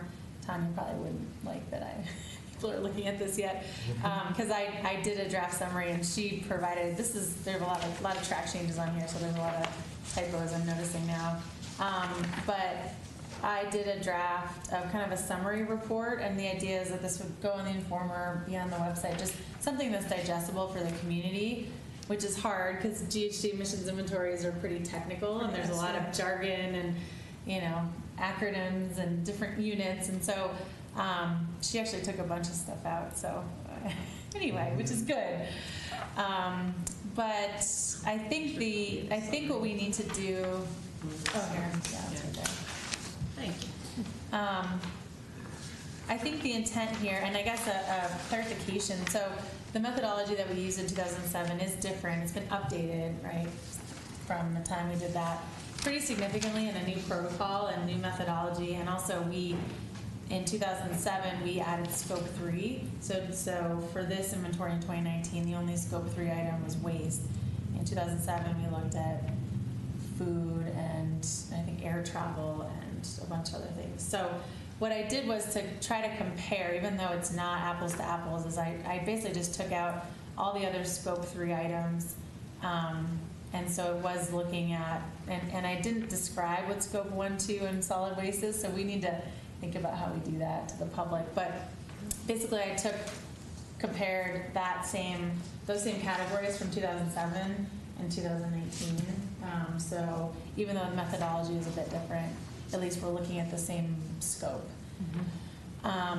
So this is, yeah, just kind of a summary on, where we're at. Again, very, very draft form. And I think Tanya even requested another chart that I hadn't done. I just got these comments on Sunday. So, yeah, I think just general maybe feedback on maybe the content, not specific edits, because we're still, if you've got edits, there's a lot to edit here.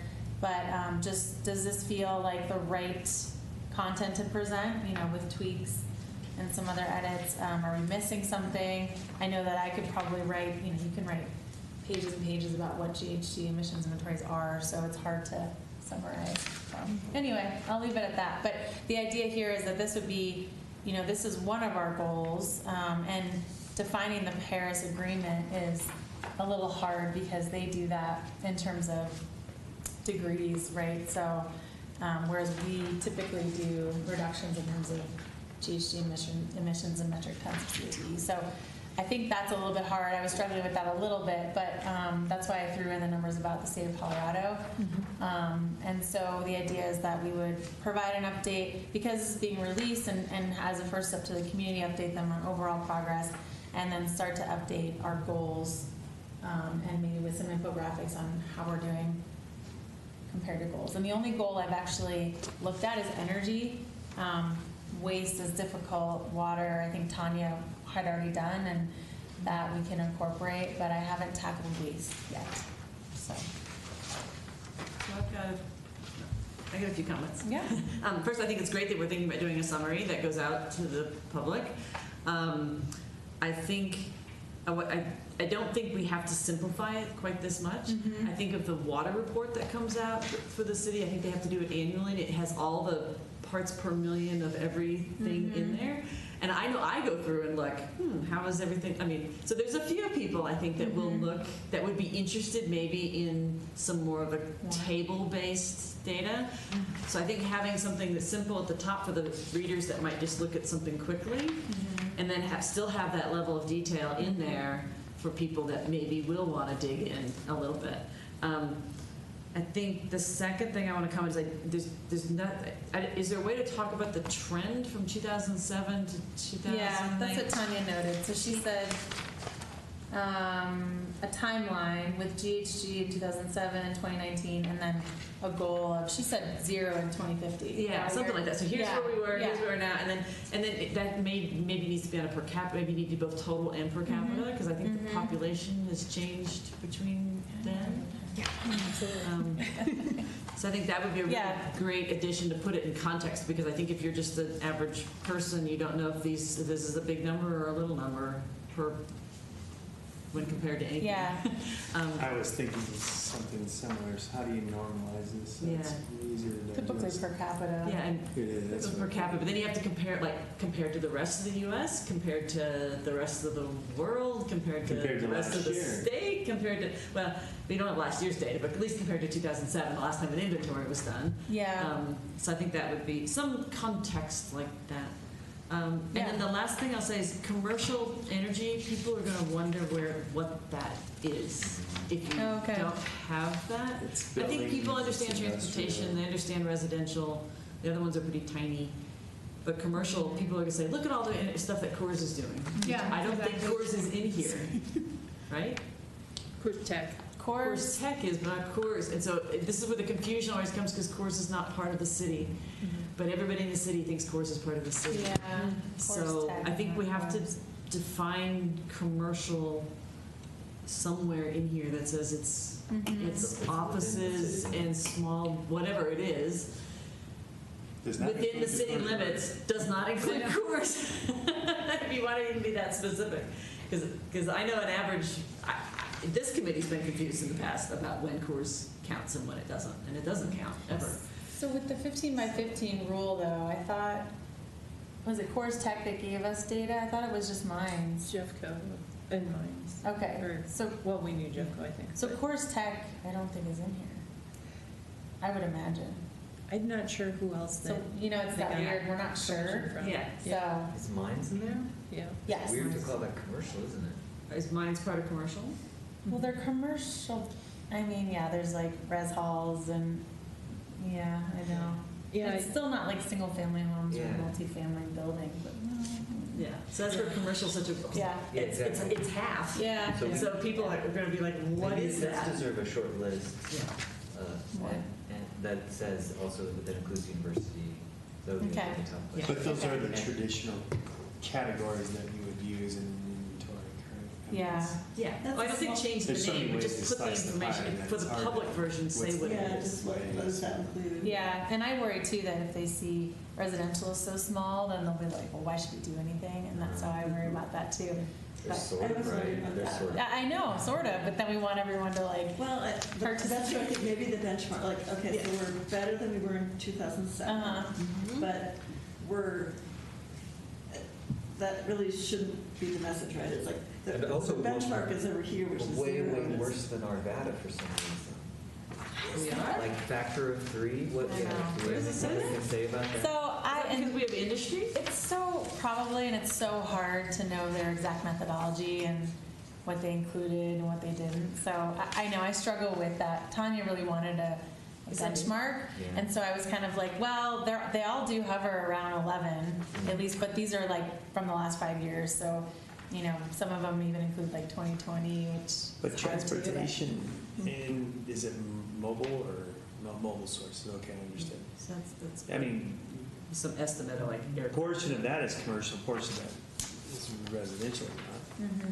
Yeah, Yes, it's really commercial buildings. right? commercial buildings. Yeah. commercial and industrial, so there's the industrial Yeah. component. Yeah, we could add in, Oh, yeah. Buildings it should and be industrial. residential buildings and commercial buildings. Yeah. Yeah, yeah, you should, we're putting the word Or buildings on there what for about sure. residential buildings and non-residential buildings? Yeah, okay, yeah. But it's industrial too. It's not just, There's industrial energy In the that's commercial is in the commercial industrial. side, so it's commercial buildings and industrial energy uses that And are the part of university. commercial.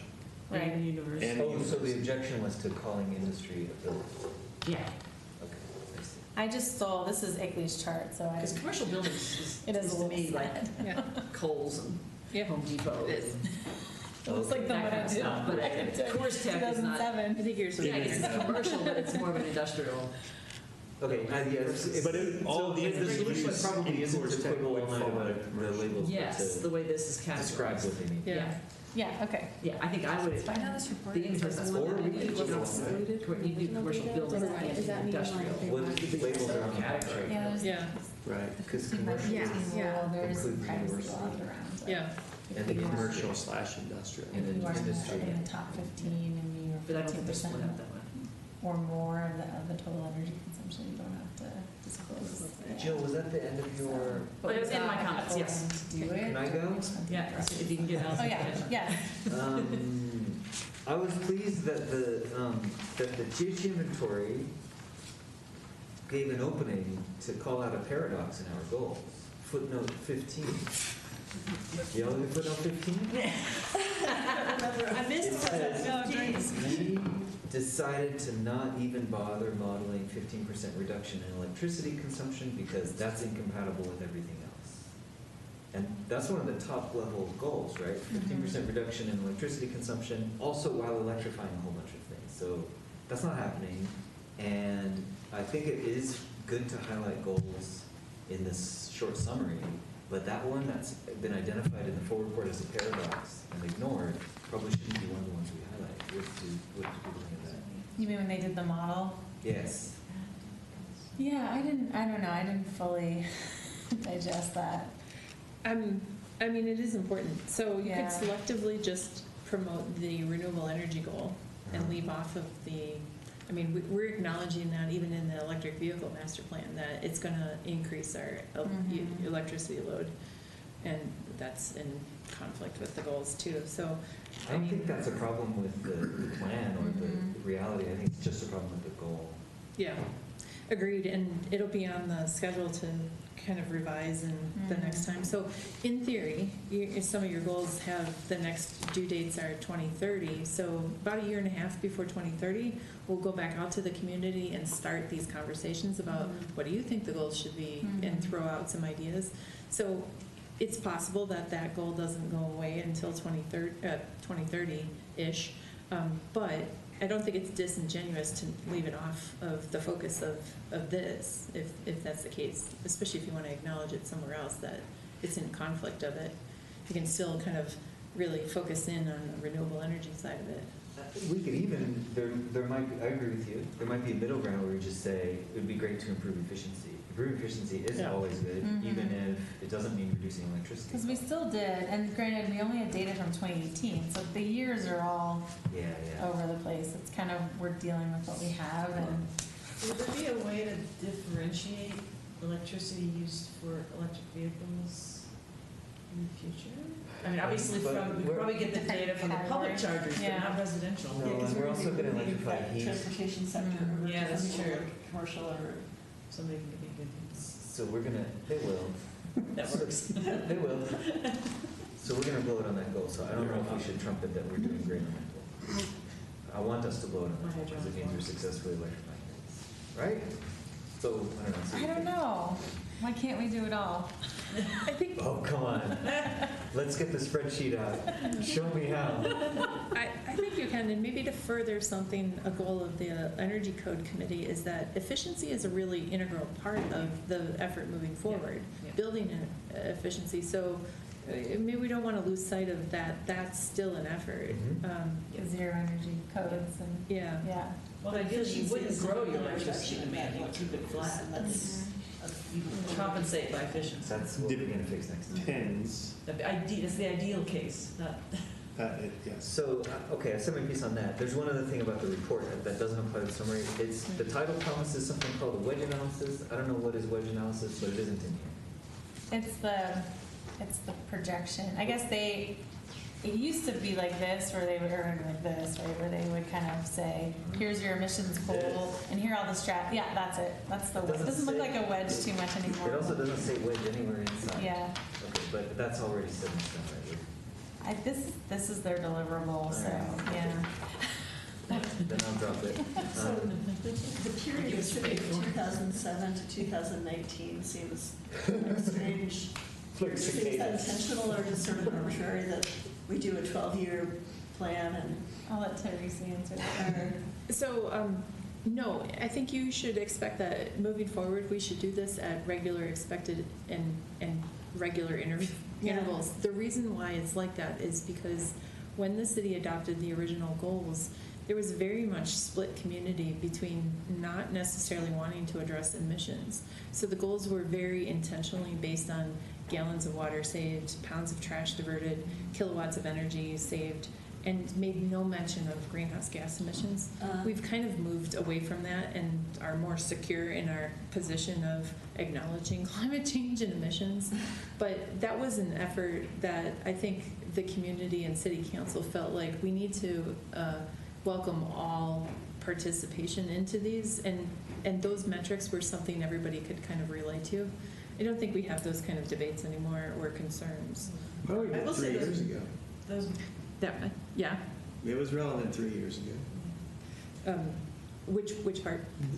The concept of climate change and using it as INRAL, for example, had to take those words out of lots of documentation because of who was in the White House at the moment.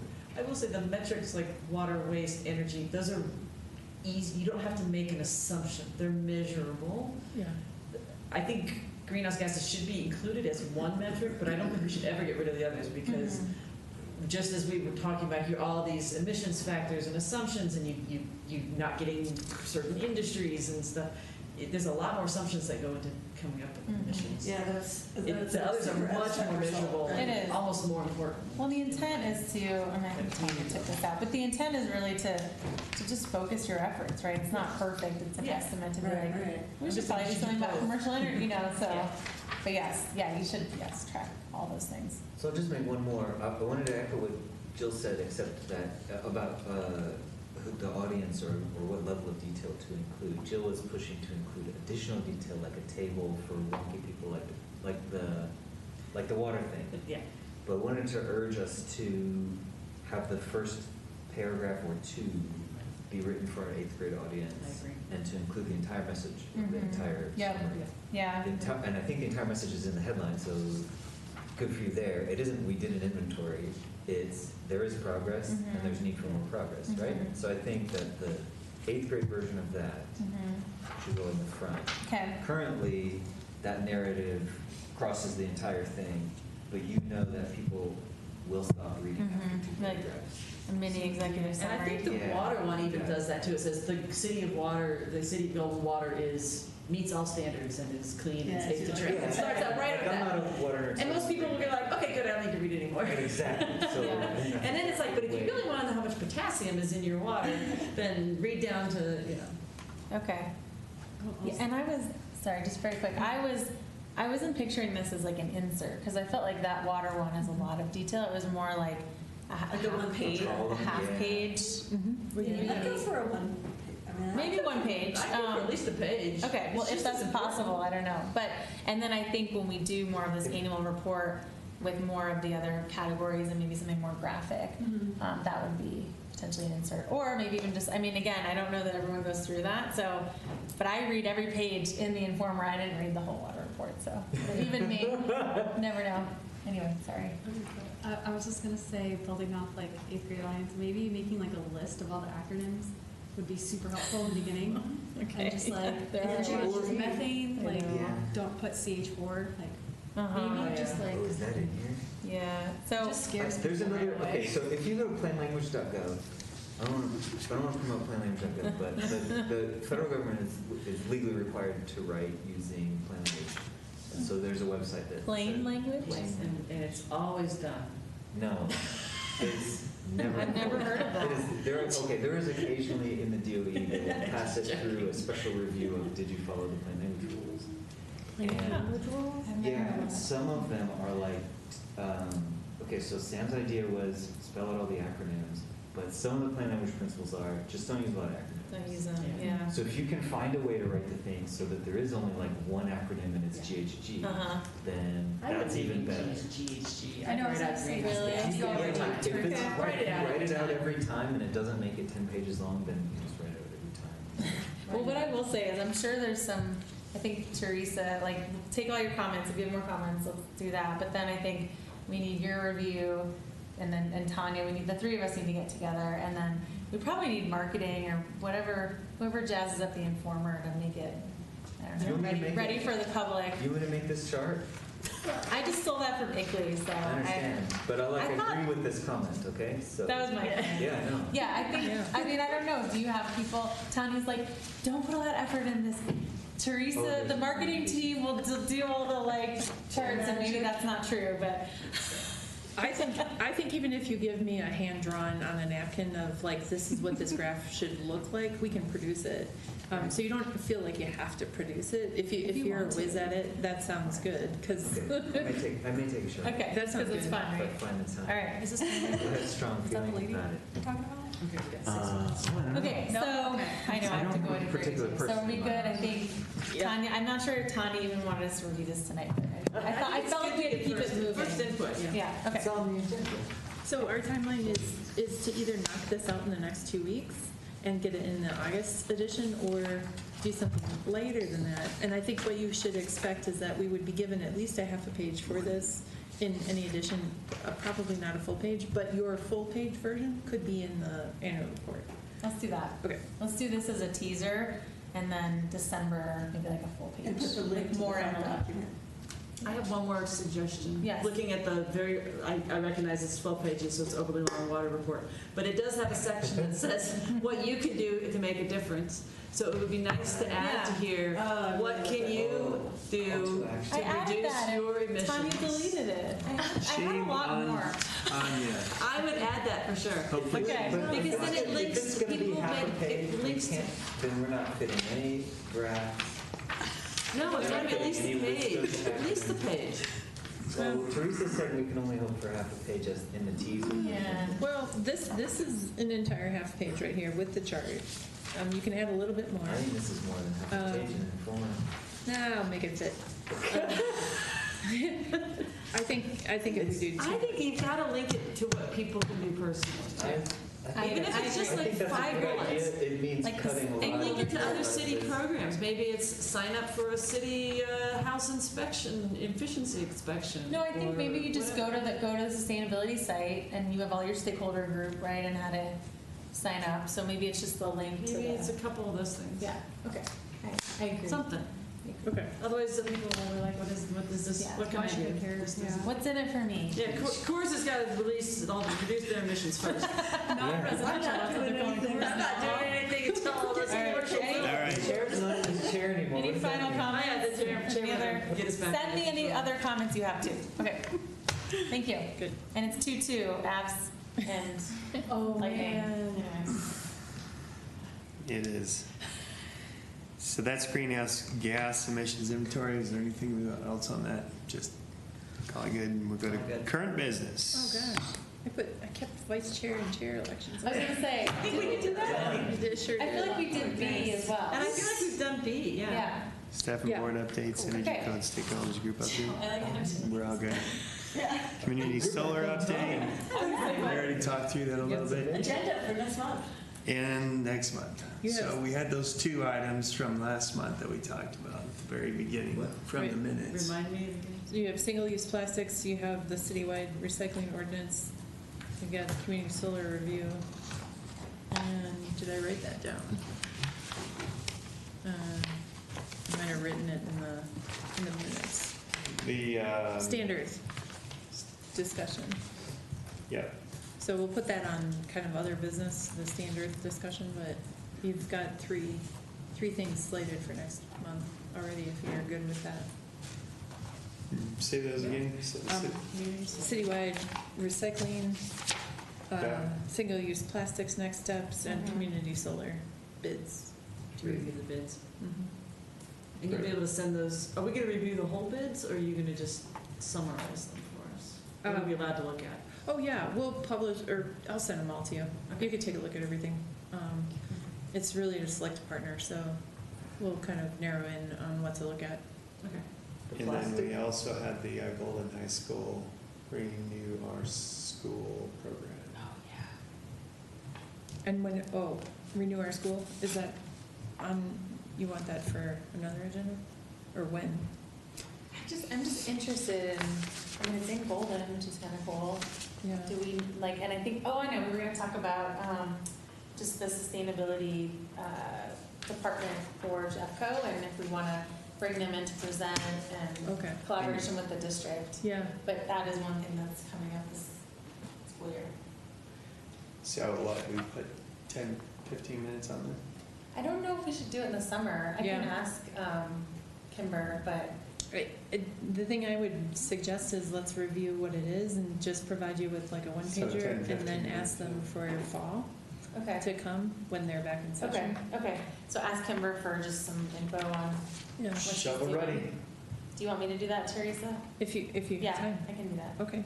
Teresa, the plastic update, I think you said we're waiting for the attorney to say what the options are? Yeah. Okay, so that's what that update's about? Yes. We'll have the answer then? Yep.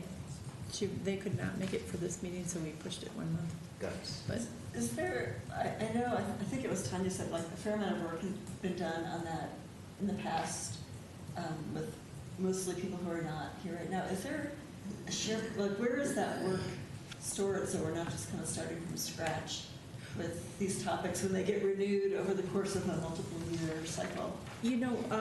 when I send you the new information, I will send you copies of the old memos that we had provided Okay. before so that you have that. Okay. I don't think we have them up online anywhere in We don't particular. have like, maybe this isn't even like, like a shared Google Drive that it's like, here's my notes from this, or. Yeah. No, our general legal requirement due to sunshine laws is Right. if we share something with you, we should really post it online. To do work offline How do you is do a work violation. here?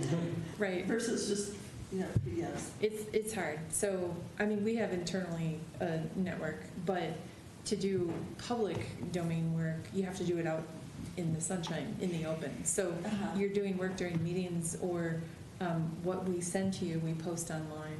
But collaboration behind the scenes in Right. between meetings, we can't do Right, right. offline. That's considered inaccessible to the public. If there's more than 2 people of us. Right, right.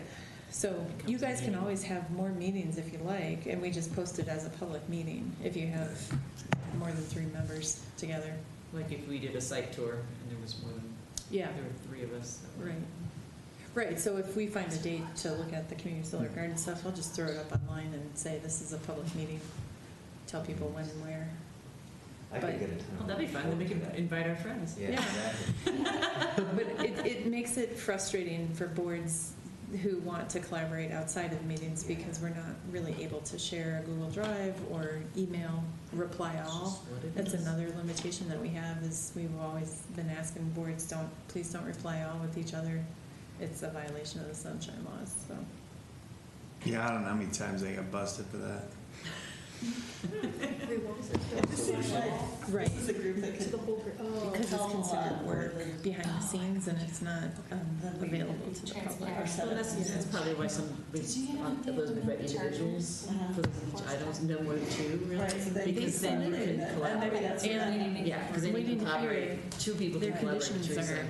are a little less And than have ideal, those more but informal. So because are we it doesn't good on trigger the the agenda meetings. items? Yes. we're good.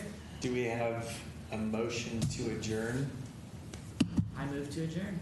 Second. Yay. Yay.